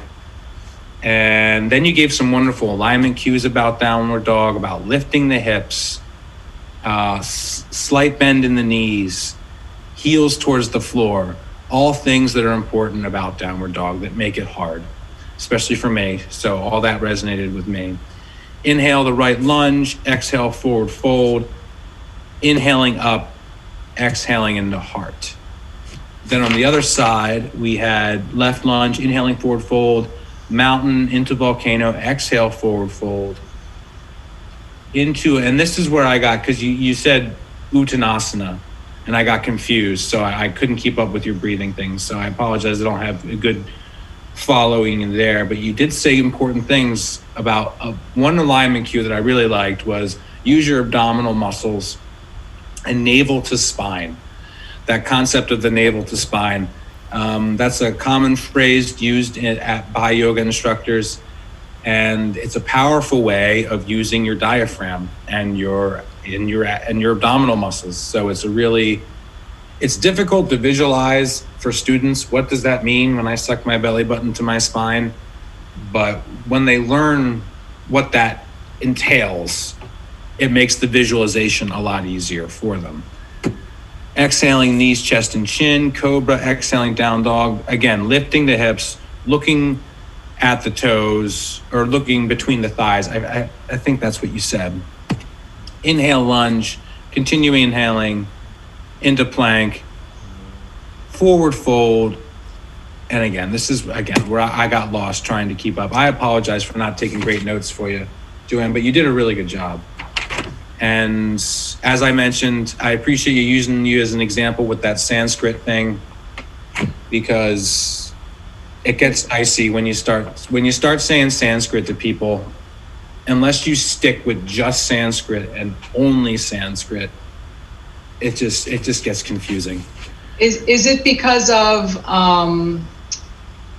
the whole, we talked earlier today about yoga somehow being intimidating. is it that, is that the reason why? I mean, I've heard this critique before, and the reason I use Sanskrit is because of the lineage and just to be maybe taken more seriously as an instructor. I struggle with that, so. It's a wonderful, thank you for being honest. I mean, I struggle with it constantly. It's a dead language. It's like Latin. I mean, how are you supposed to speak it fluently?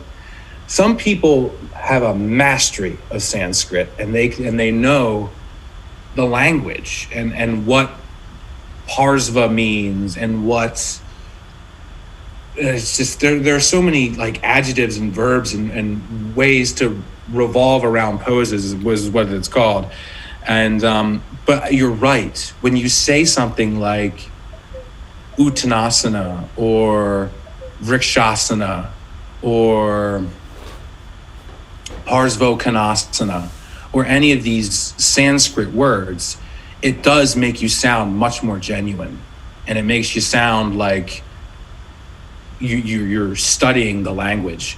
So please don't get discouraged from using Sanskrit. You like Sanskrit, and I want you to continue learning it. Oh man, you just need to practice with what all the different poses are when you do it, and just try to remember as many as you can. And when you make a mistake, don't beat yourself up, because your students aren't going to know it anyway. So unless they're like super into Sanskrit, they're not going to pick up that you made a mistake.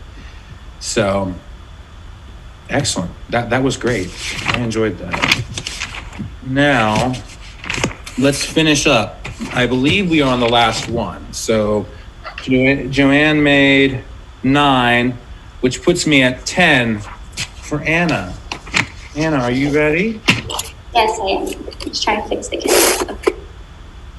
Take us away. Can you see me, or you just see my leg? We can just see your legs, but you know what? That's fine with me. Okay. We can hear you. That's what's important. Oh, that'll definitely fix it. Okay. Hi, guys. My name is Anna. Today I'm going to be instructing you guys how to do beginning yoga. So with yoga, you want to have a mat. If you don't have a mat, it's okay. If you have a towel, at least something that you don't hurt yourself when you get down onto the poses. So we are going to start with the mountain pose. So we are going to have your feet together. You're going to be standing, and you're going to have your arms out with the palm up.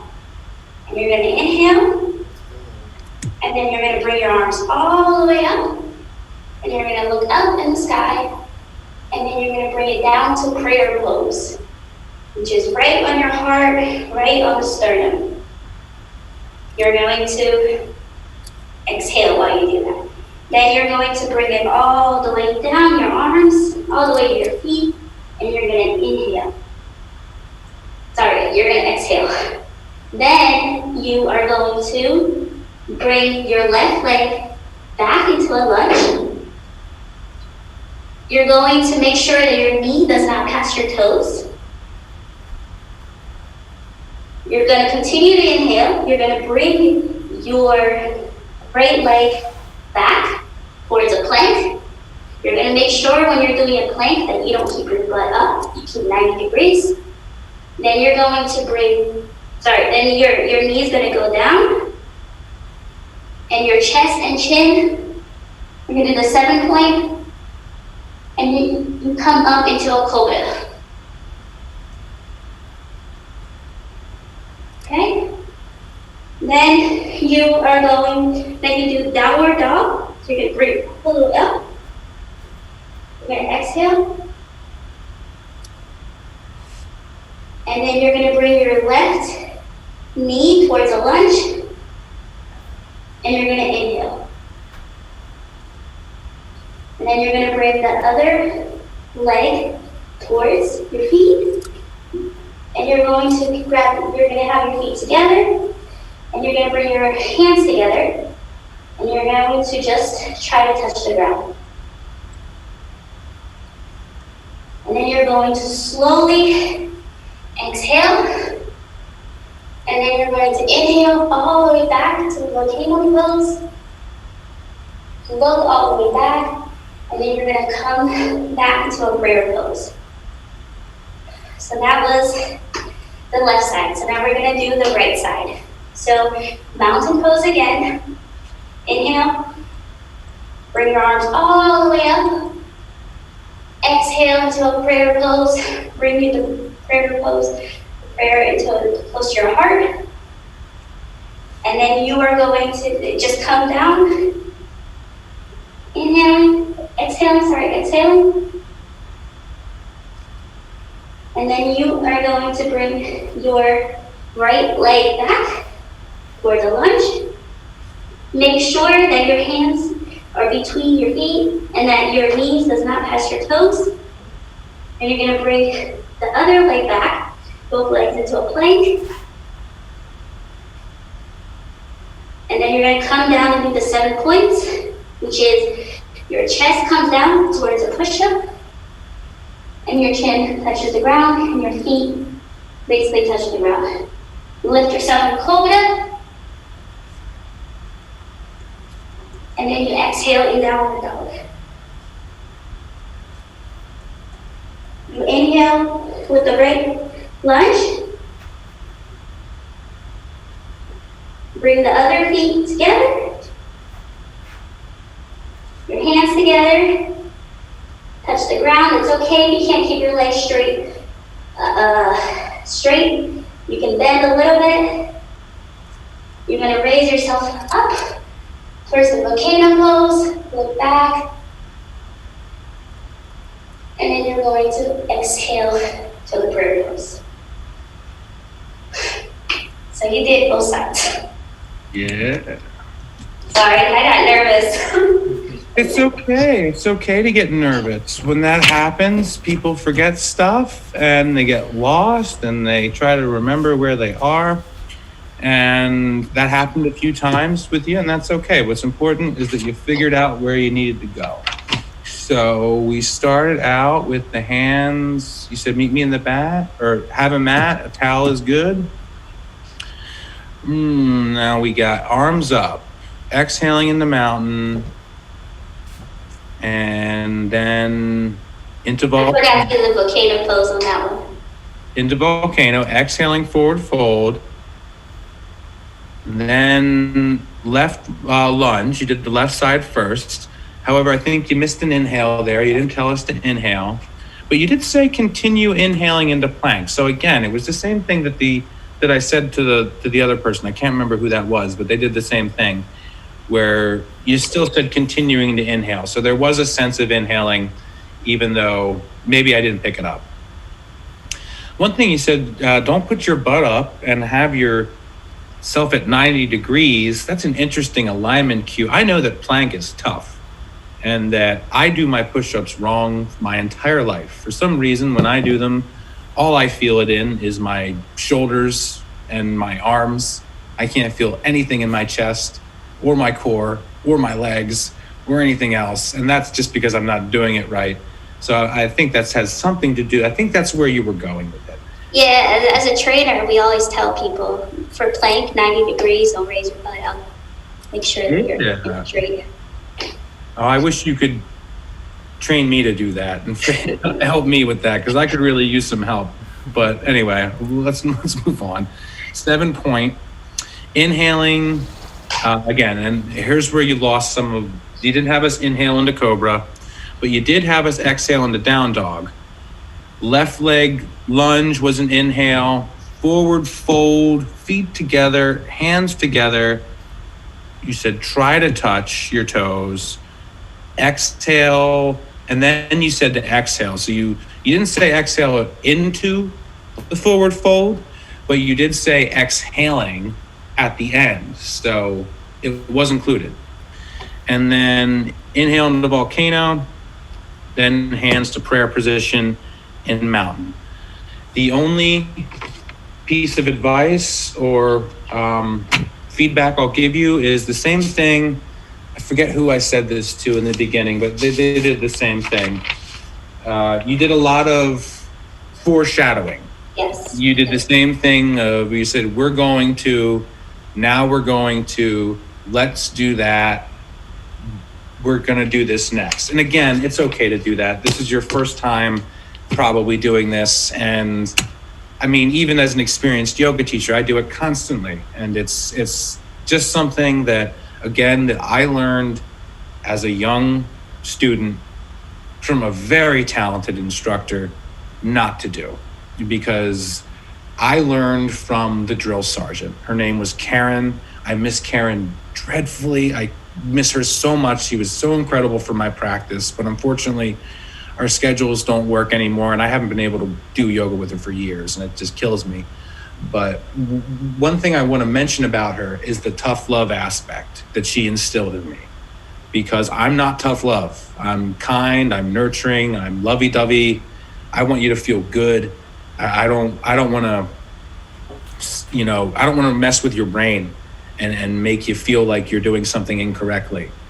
However, there is great merit in that teaching style, and tough love teaches us how to improve and work on our weaknesses and look at ourselves in the mirror. So I do admire that teaching style of tough love. And that's one thing that she instilled in me was, do not foreshadow.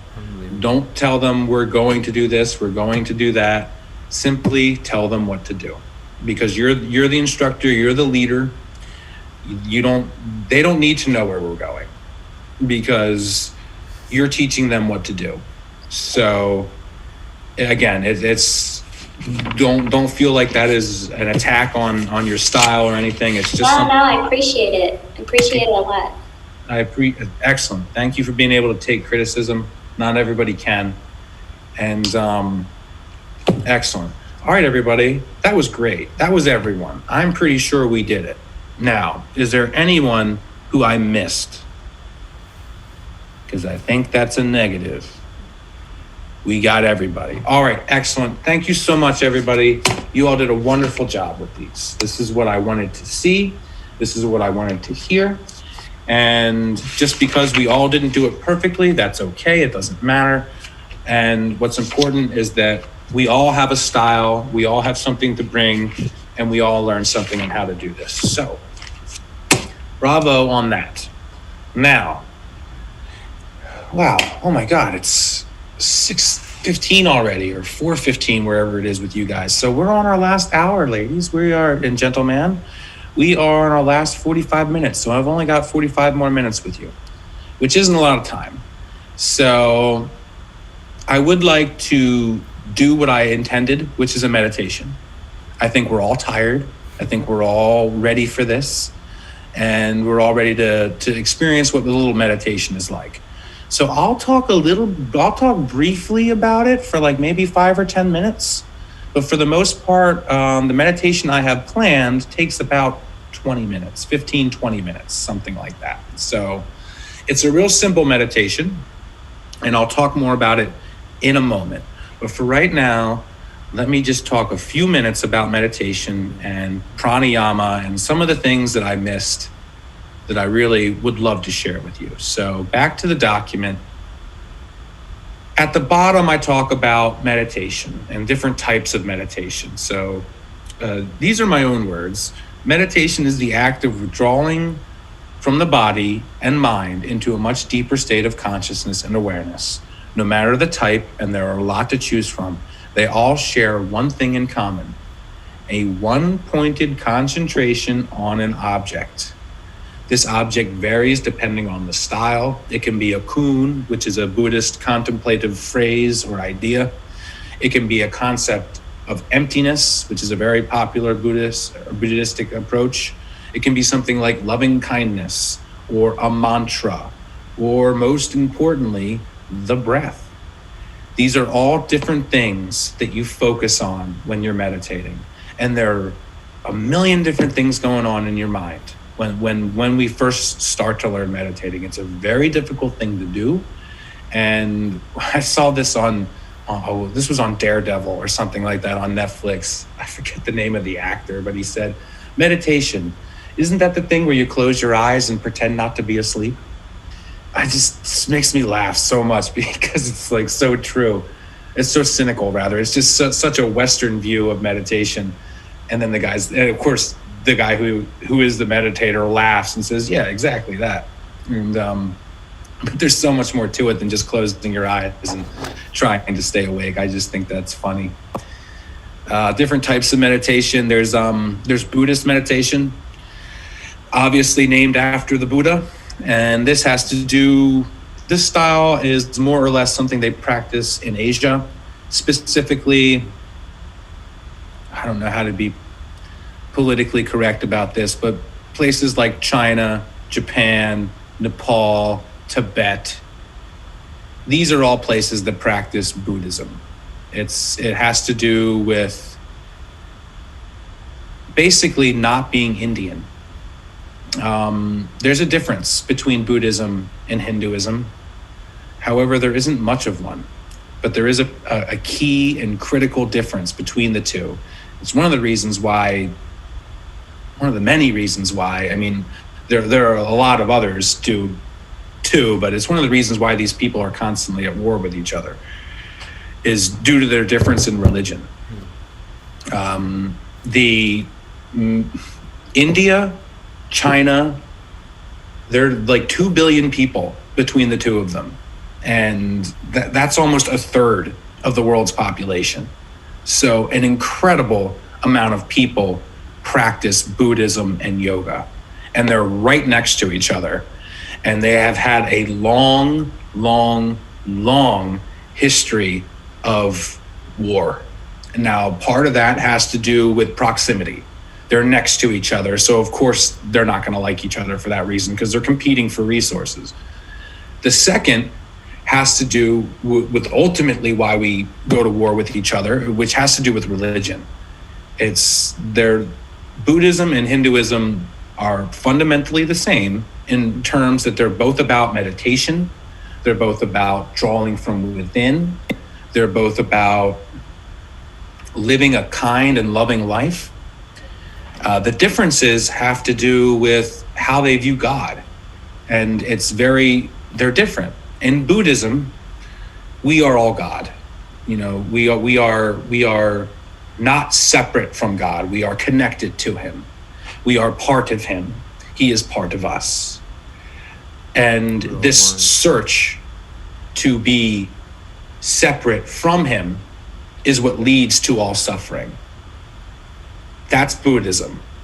In Hinduism, it's the opposite. They believe that we are separate from God, that we are two different things, that God and matter, or us, are two different things. And it is the search to be separate, or rather, I should say, it is the search to just trying to bring home the difference here, because it's a sensitive subject and it's misunderstood. And it just basically has to do with how they view God. Because in Buddhism, it's we are God, God is me. There is no such thing as God. We are all the same thing. Whereas in Hinduism, there is clearly God and there is clearly you. And there is a difference between the two. And I think that's part of one of the reasons why why they have such problems getting along.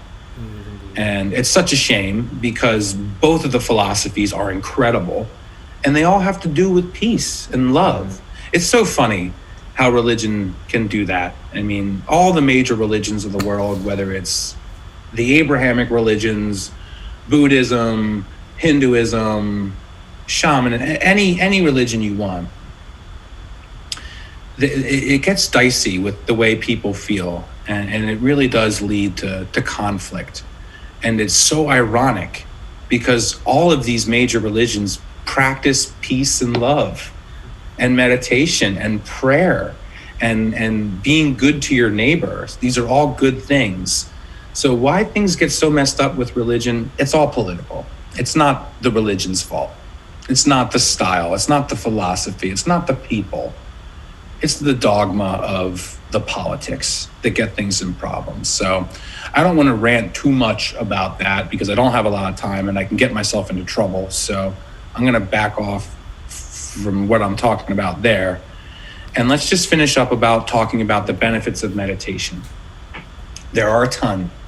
And here in the West, we have only just begun to notice, and more importantly than notice, but actually scientifically study and pursue meditation. And if you hook up an individual's brain to a brain scan while they're meditating, and you do the same thing, an EKG, with someone who's not meditating, you will see a tremendous difference in their brain activity.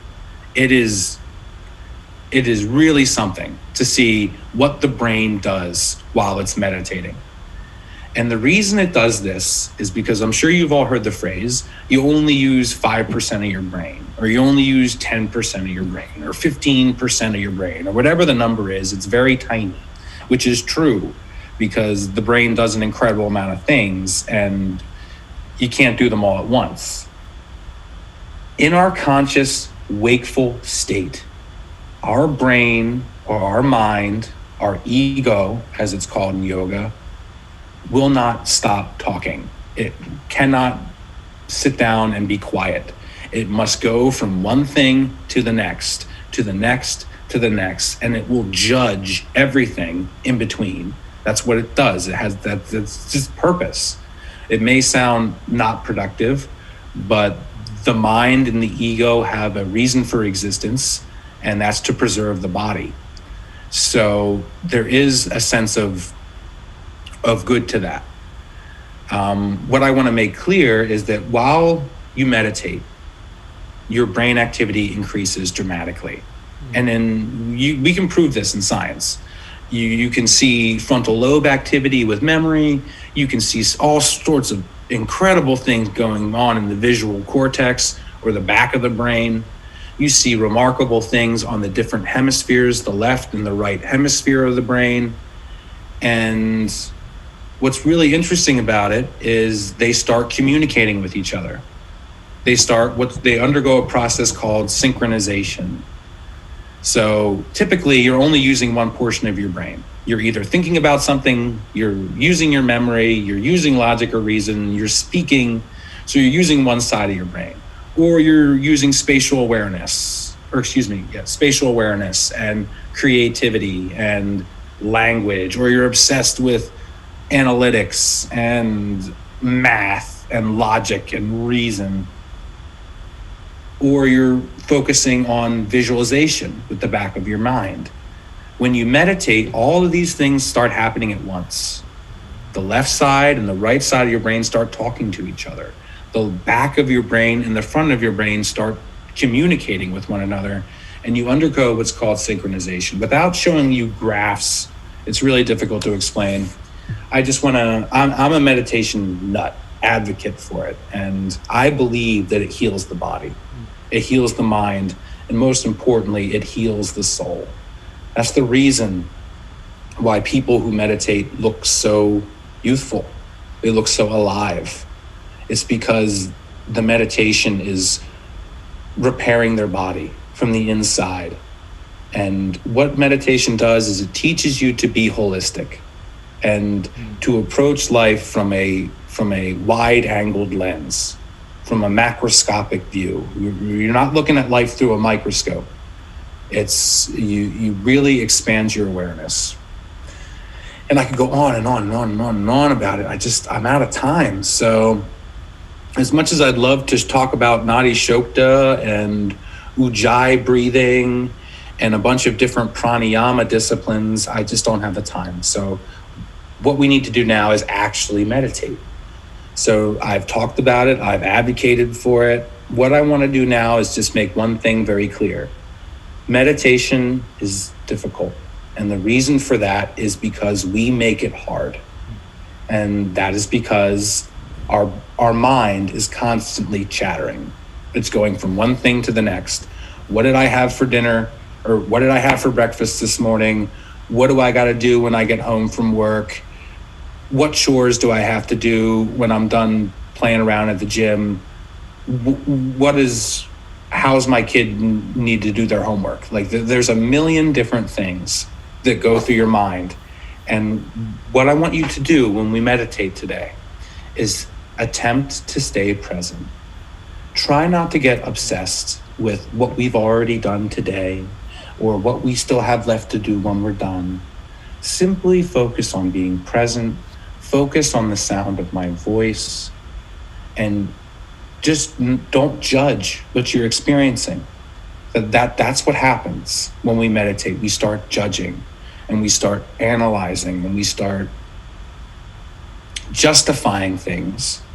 And what's important is that everything is where it's supposed to be. And even though the universe doesn't seem like it's necessarily in our favor, it's working for you. It's not working against you. And what's important about meditation is just to be present and to not judge your thoughts. And whenever you have a thought, you witness it. Simply acknowledge to yourself, oh, okay, now I'm thinking about this. I'm going to stop thinking about that now, and I'm going to go back to thinking about my breath. Or I'm going to go back to my mantra. Or I'm going to go back to my guided visualization. Or I'm going to go back to whatever that single one-pointed concentration point is, whatever it is.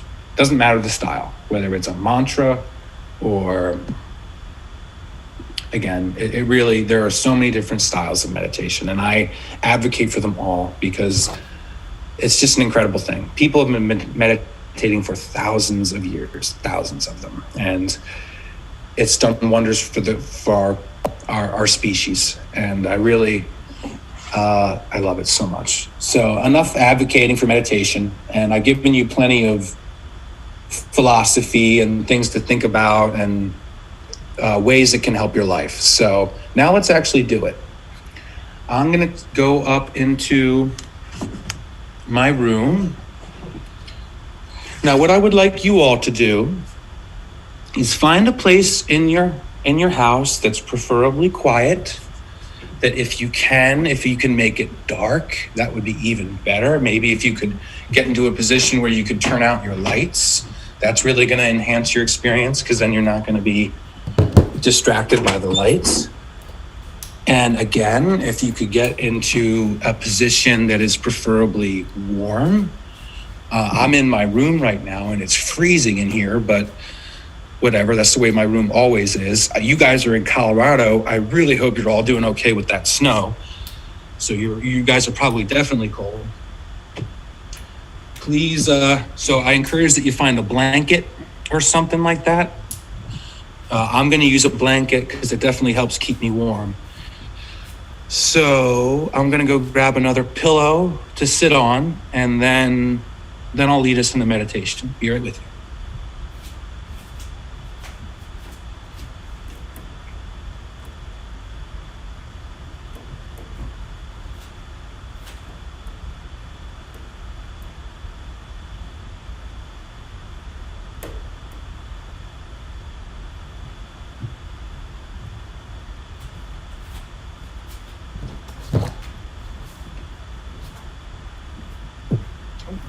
It's cold in here. Okay. Just need one last thing.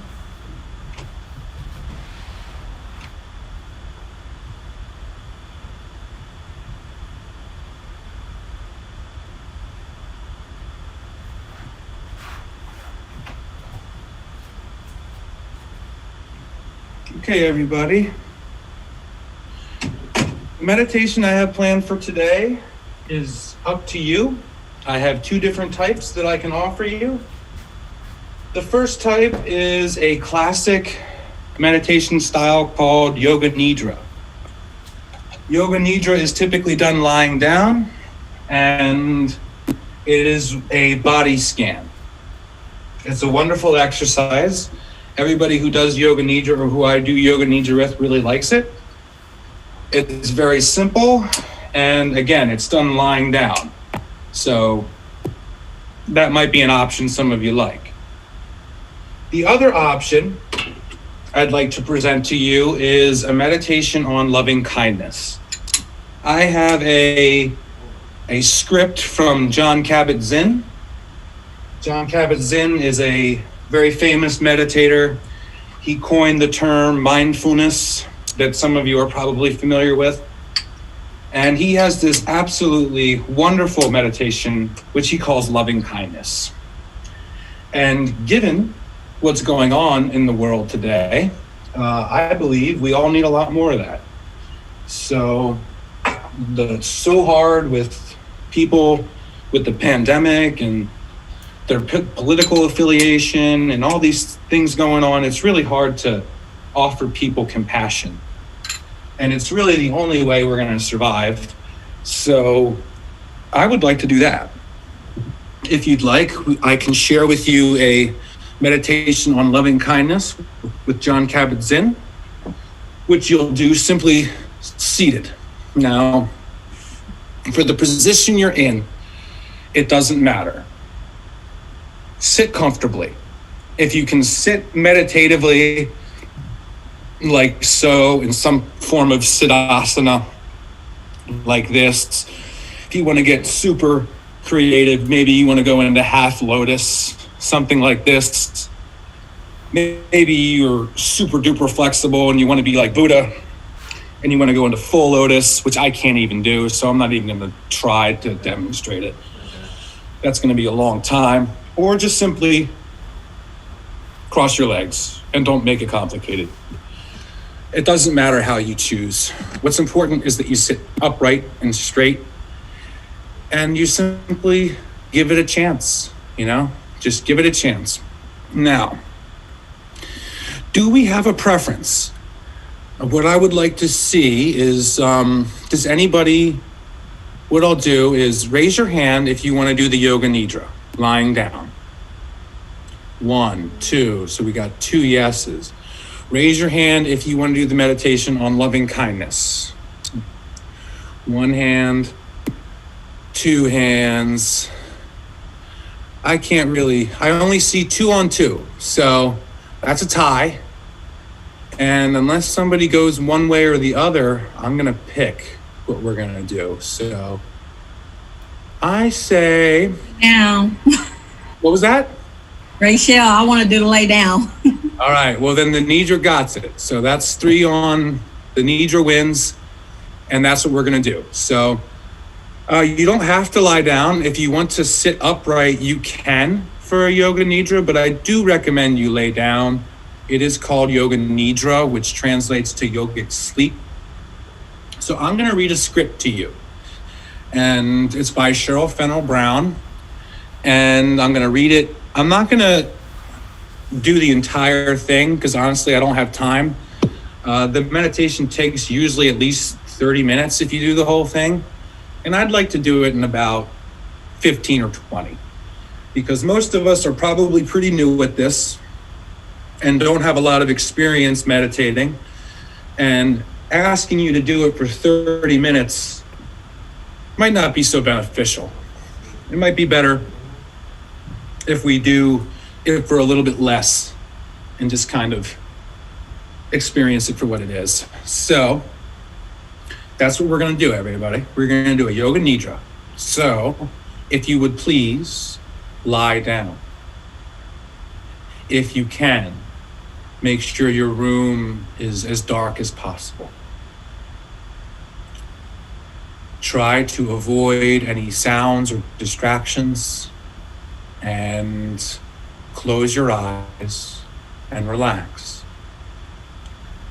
Now, I'm going to turn out the lights in my room. I've got the script here from Cheryl Fenner, and I'm going to read you her Yoga Nidra.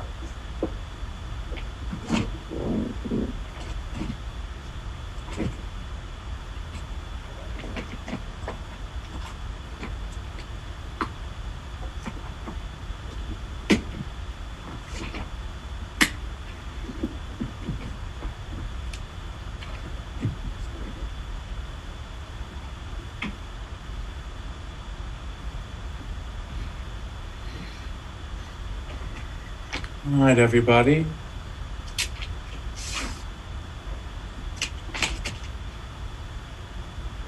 here we go.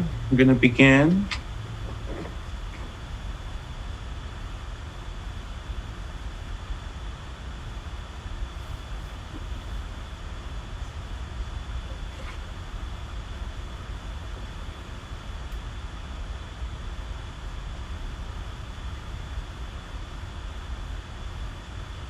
It is time for Yoga Nidra.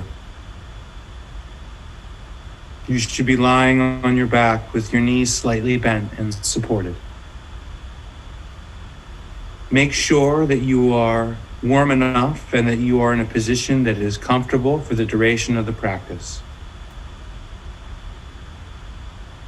It is best that you remain still during Yoga Nidra so that both your mind and your body have a chance to relax. If, however, you do feel uncomfortable, please feel free to change position. Allow your eyes to close and keep them closed for the duration of the practice.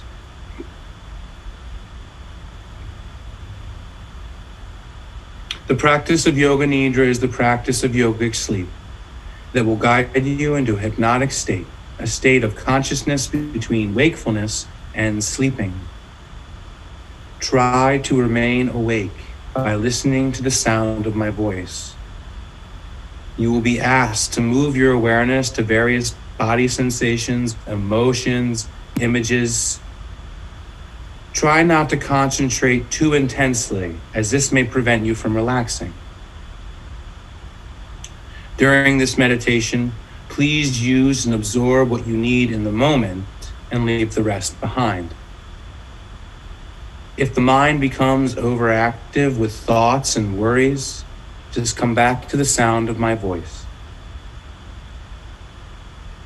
Become aware of any sounds you can hear in this moment. Nothing else but what you can hear without strain. Begin to focus on the most distant sounds you can hear. Let your sense of hearing radiate outward, searching out these distant sounds and following them for a few moments. Move your attention from sound to sound without labeling the source. Gradually, bring your attention to closer sounds, to sounds outside of this building, to sounds inside of this building, to sounds inside of this room.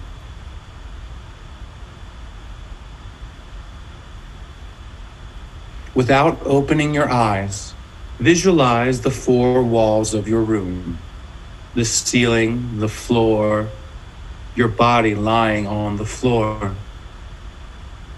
Visualize your body lying on the floor. The position of your body, your clothes, your hair, your face. Become acutely aware of the existence of your physical body lying on the floor. Become aware of your natural breath. Become aware of your natural and spontaneous breath as it moves in and out of your body without any effort.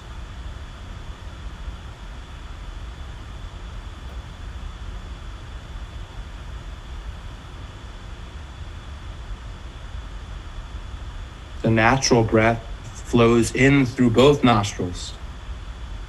Notice the feeling of the breath as it comes in and out of your nostrils. There is a sense of coolness as you inhale the breath. Follow this feeling into your nose, your sinuses, the back of your throat, into your lungs. There is a sense of warmth as you exhale the breath. Feel this warmth on your upper lip as you breathe out.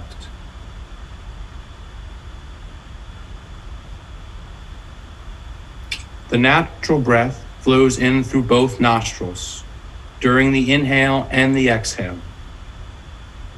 Allow your breath to become longer and slower. Take a long, slow inhalation, followed by a longer, slower exhalation. Make your exhale even slower. Notice the slight pause after you exhale. Slow inhale. Even slower exhale. And then pause. Feel the urge to breathe bubble up inside you. When you need to inhale, please do so. Slow inhale. Longer, slower exhale. And then pause, where the body is neither breathing in nor out. Continue breathing in this way for a few moments.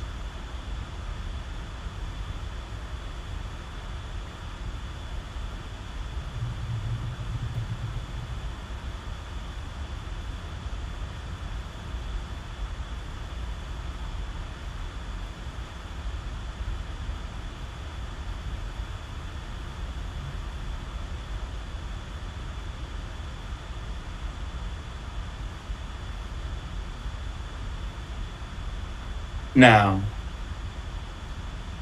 release all control over your breathing. The practice of Yoga Nidra begins now. At this moment, you should make your Sankalpa, or resolve. The Sankalpa should be a short, positive statement in simple language. Try to discover one naturally. Please state your Sankalpa clearly in your mind 3 times.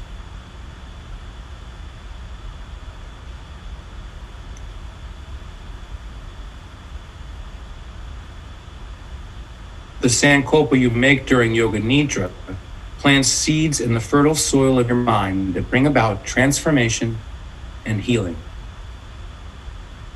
Say to yourself, I am practicing Yoga Nidra. I am awake. I am relaxed. Now, we will begin a systematic journey of sensory awareness throughout the body. You will move your awareness to different parts of your body as soon as you hear them named. Please say the name of the part of the body to yourself, but do not move it. The practice begins on the right side and then focuses on the left side. Beginning with the right side, right hand thumb, second finger, third finger, fourth finger, fifth finger, palm of hand, back of hand, wrist, forearm, elbow, upper arm, shoulder, armpit, waist, hip, thigh, knee, calf, ankle, heel. Sole of foot. Top of foot. Right big toe. Second toe. Third toe. Fourth toe. Fifth toe.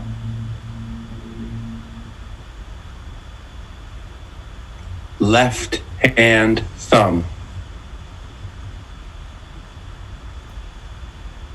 Second finger. Third finger. Fourth finger.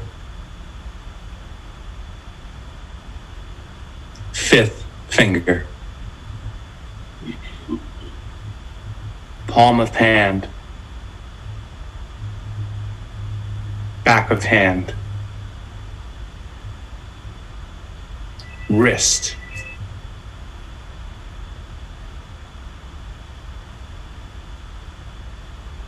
Forearm.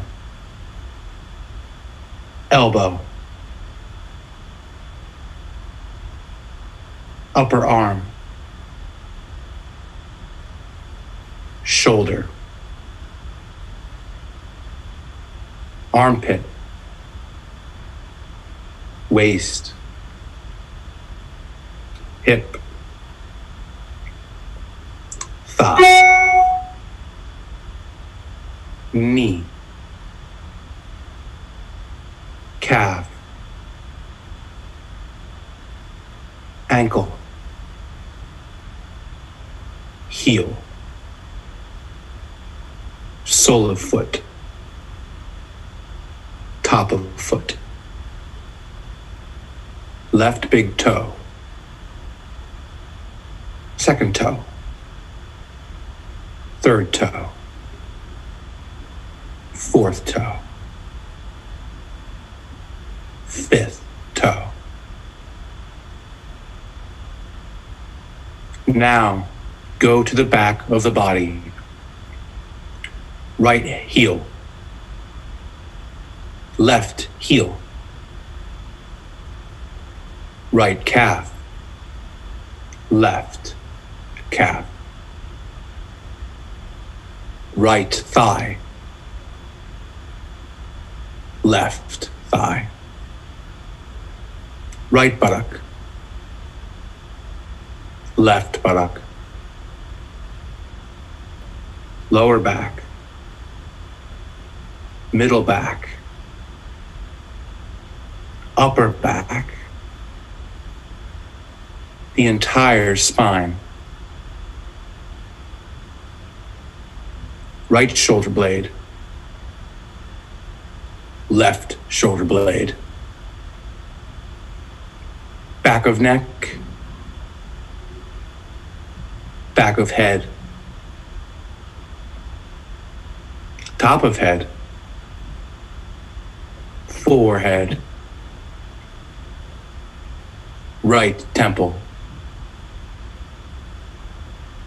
Left temple. Right ear. Left ear. Right elbow. Eyebrow. Left eyebrow.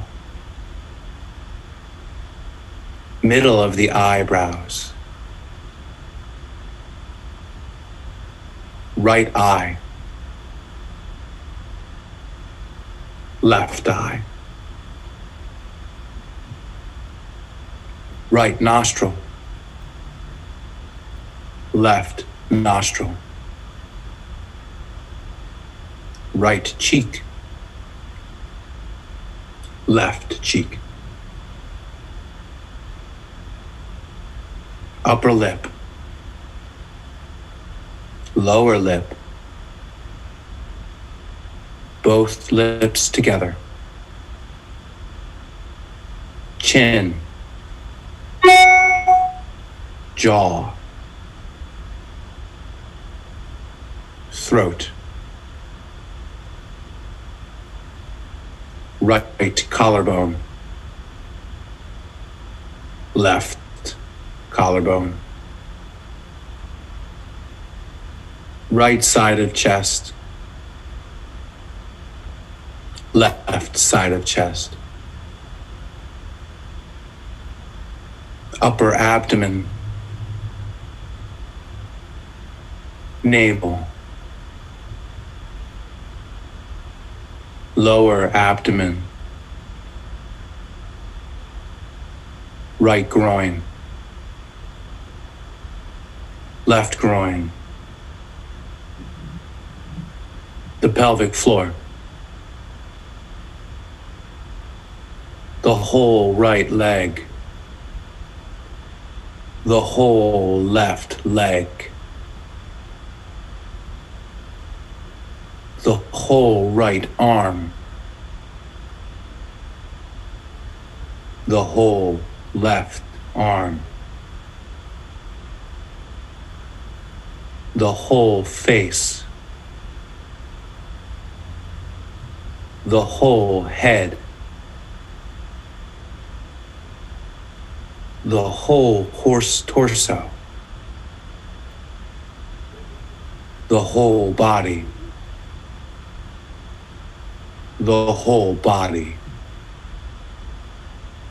the whole body.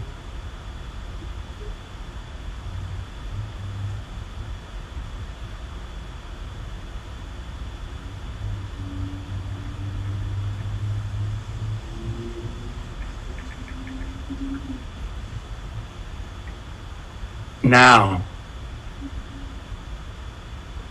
we are going to focus on opposite sensations. Now, imagine the whole body becoming light, as though your body could float away from the floor.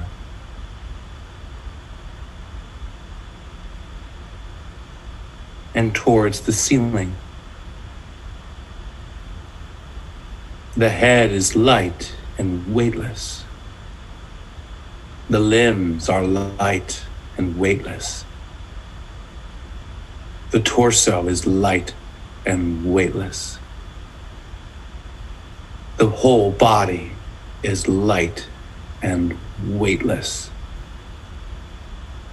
You are rising higher and higher and higher away from the floor.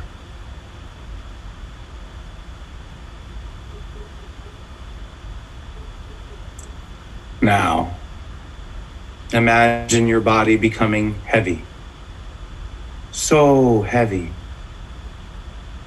Feel the heaviness in all parts of the body, each part becoming heavier, and heavier, and heavier. The head is heavy. The limbs are heavy. The torso is heavy.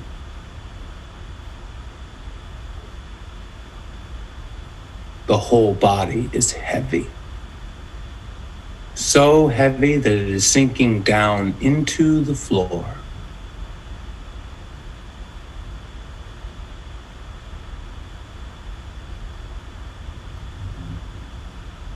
Now, awaken to the experience of cold in the body, the experience of chilly cold. Imagine being outside in the winter without enough clothing. You can feel this chill permeating your entire skin.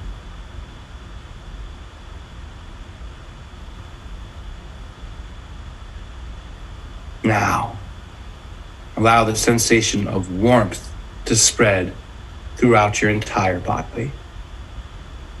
Remember the feeling of heat in the summer when you are out in the sun with no shade.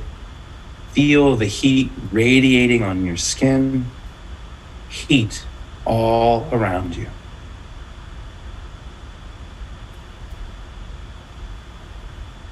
Now, recollect an experience of anxiety intense anxiety and worry. Feel this stress in your mind and body, but do not concentrate on its source.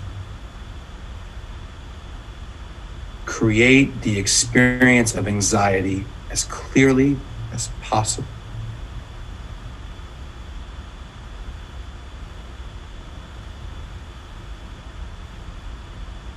Now, allow the feeling of complete calm to envelop you. Manifest the experience of calm in your entire mind, body, and emotions. You are relaxed and aware. You are completely calm.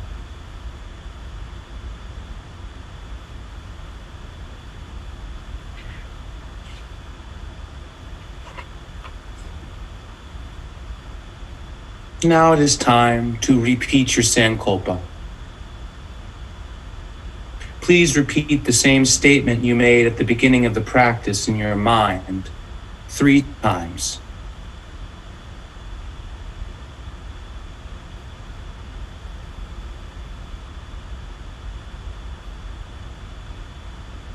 Come back to the feeling of your breath flowing in and out of your nostrils. Maintain your awareness of the breath, and at the same time, develop an awareness of your physical body. Your body is relaxed and lying on the floor. Feel the container of your skin and the clothes and the props that are touching you. Notice the heaviness of your body as the thighs, buttocks, shoulder blades, arms, hands, and head all make contact with the floor.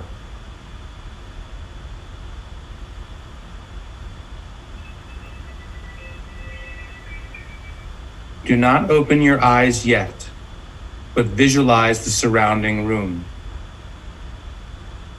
Imagine where you are in the room and the objects that are around you. Lie quietly until you feel ready to move.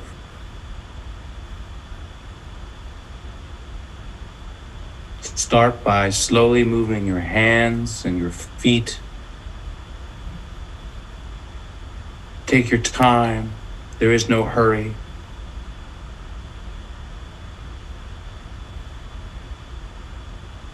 When you are sure that you are fully awake, roll over onto your right side.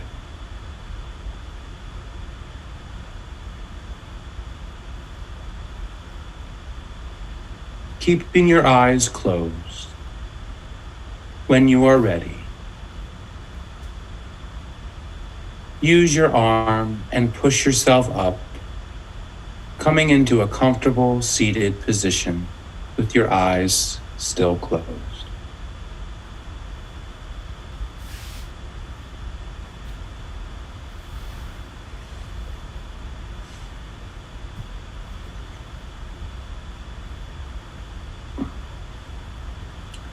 It is now time to conclude our meditation. Bring your hands together in prayer at your heart center.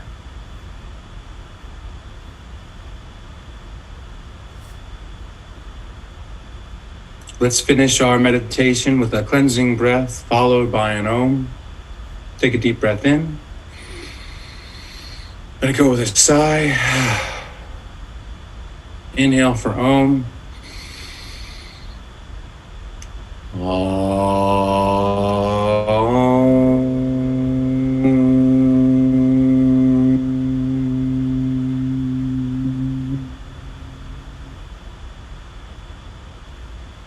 Thank you all so much for sharing your time, your dedication, your nidra with me, with each other. Namaste.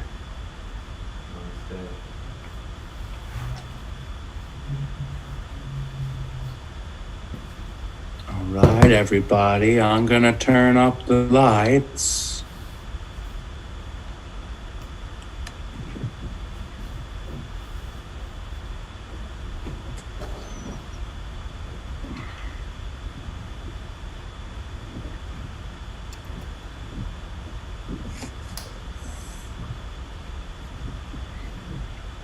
I hope you all enjoyed that. Hopefully everybody's still awake and rejoining the meeting, but sometimes people do fall asleep during those, and that's okay. It's important to remain awake, but it's okay if you get sleepy. We've had a hard day, long day, and we're at 7 o'clock already, everybody. 5 o'clock your time, that's it. Wish we could have more time together, but unfortunately, that's all we have time for. So what I would like to do now is thank you all for engaging in this with me today, to spend your time with us all learning. And the last thing I'd like to do is just give a brief moment to let anybody share anything they'd like to share about meditation. Some people enjoy telling their experience. Other people prefer to stay silent. I encourage you to speak up if you would like. You're in a safe place. And if anybody would like to say perhaps a part that they enjoyed the most, or a part that maybe they struggled with, or any kind of feedback on the meditation, I would be most grateful. Does anybody have anything they'd like to say? I am seeing one person there. Wayne, why don't you say something? I think I saw your hand go up. Yeah, that was very relaxing, soothing. You have a perfect voice for that type of meditation. So, thank you for that. Well, thank you, Wayne, for saying that. I get that a lot. People tell me that all the time, that I just have this hypnotic voice, and it's one of my strengths. Definitely one of my greatest strengths when it comes to teaching meditation. So thank you for that. Thank you. Would anybody else like to share anything about meditation, or anything about their experience today, or anything at all? Or are we all yogaed out? I've got one person down there. Leah, why don't you say something? I used to meditate a lot.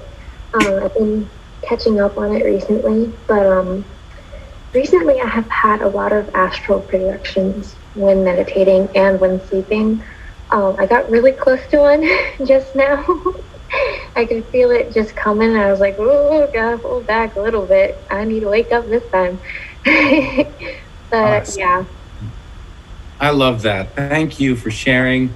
Yes, astral projection, for those of you who do not know what it is basically projecting your spirit, and it's not easy to do, and not everybody can do it. And those of us who are able to are very plugged in. And I love that you meditate. Leah. You're young. I love seeing young people meditate. It's just such a great thing for you to get into for the rest of your life, because it's such a wonderful practice. And the fact that you're experiencing some of those projections, and that you even needed to back off, just makes me tingle as a teacher, because I know that you were having a good time. So that's great. Thank you for that. What is astral your spirit? What is what? What she said, astro your spirit? Astral projection. It's called astral projection. Projection, okay. Projection, yep. It's where you, simply put, extend your light body and you project your light body. Oh, okay. We are beings of light. As Yoda would say, luminous beings are we, not this crude matter. I mean, we are light beings. And the idea behind astral projection is that you project your light body into existence, and it becomes more receptive to things. It particularly has to do with dreaming, like she mentioned. That has a lot to do with it. And it's a skill that you can check out and learn. What you want to do, Rochelle, is if you're interested in astral projection or meditation, just Google it, and you will find millions of different hits and authors and styles. So if that's something that resonates with you, check it out. Just Google astral projection. It'll change your life. I mean, if you can get into it, it's really cool stuff. I want one more thing. Yes. You brought me out of my shell, because I was nervous about even trying to teach your class, but I felt comfortable after I did those what was it? Citations? What was it? The sun The salutations? sun citations, yeah. I felt comfortable. Now I feel like I can just keep on studying and do it. That's great. That's great. That's great. That's great that you feel comfortable and ready to take it on. I believe you were the one who said that there's not a lot of yoga in your area. No. So please be strong and be brave and be confident with your yoga practice. You're gonna make so many people's lives better. So Thank good. you. Please keep up with it. All right, everybody. I would love to keep going and talk with you all night long, but y'all got lives to live, and so do I. And it's already 6 o'clock, so I try to respect the clock as much as I can. I've already gone over, and I just want to take one last second to talk about your essays. So this is the part where, if you're interested in a certification, I need you to submit me an essay. Now, this essay is simple. It's not complicated. It's in fact very easy. What I am asking you to do is simply recreate the 12 steps of a sun salutation. Include as many breathing techniques, alignment cues, and poses that you can. Be as specific as possible. I'm not looking for a 1,000-word essay. 500 words is more than plenty. That's a page, maybe 2. I'm really not looking for a novel. I'm just looking for a summary of what you all did with me this afternoon with teaching the sun salutation. Describe the 12 steps, include as many techniques as you can, breathing cues, things like that. I am going to email this essay to you, so don't worry about exactly the phrasing and what you need to do. I'm going to email that out to you Monday. From Monday, you all will have 1 week to write this essay and submit it to me. I will then grade it and get back to you eventually. I will try to be as quick as possible. Sometimes this takes a while, so I appreciate your patience. Usually I don't submit my tests until after I've collected them from everybody. So basically, 1 week from Monday is the deadline for the essay, and then I will take 1 week from that Monday to grade everything. It might not take me that whole week. It shouldn't. I shouldn't take me that long to do it. However, the whole process takes about 2 weeks. 2 weeks from today, I can get you that certificate. Hopefully not more than that. If it happens, I apologize, but I'm confident that I can get it to you in 2 weeks. So, everybody, that's it. Thank you all so much. Like I said, I wish we could do this all day long, but now it's time for us to enjoy the remainder of our evening, our afternoon, and to take yoga to as many people as we can. And really, it's an honor, a privilege. I love what I do, and sharing it with people who are interested and love it too. So from my heart to yours, thank you all. And Thank you. Take care. Thank you so much. Thank you. you're welcome. Thank you. Thank you. Leslie. Absolutely, Thank you. absolutely. Thank you. You're Thank welcome. you.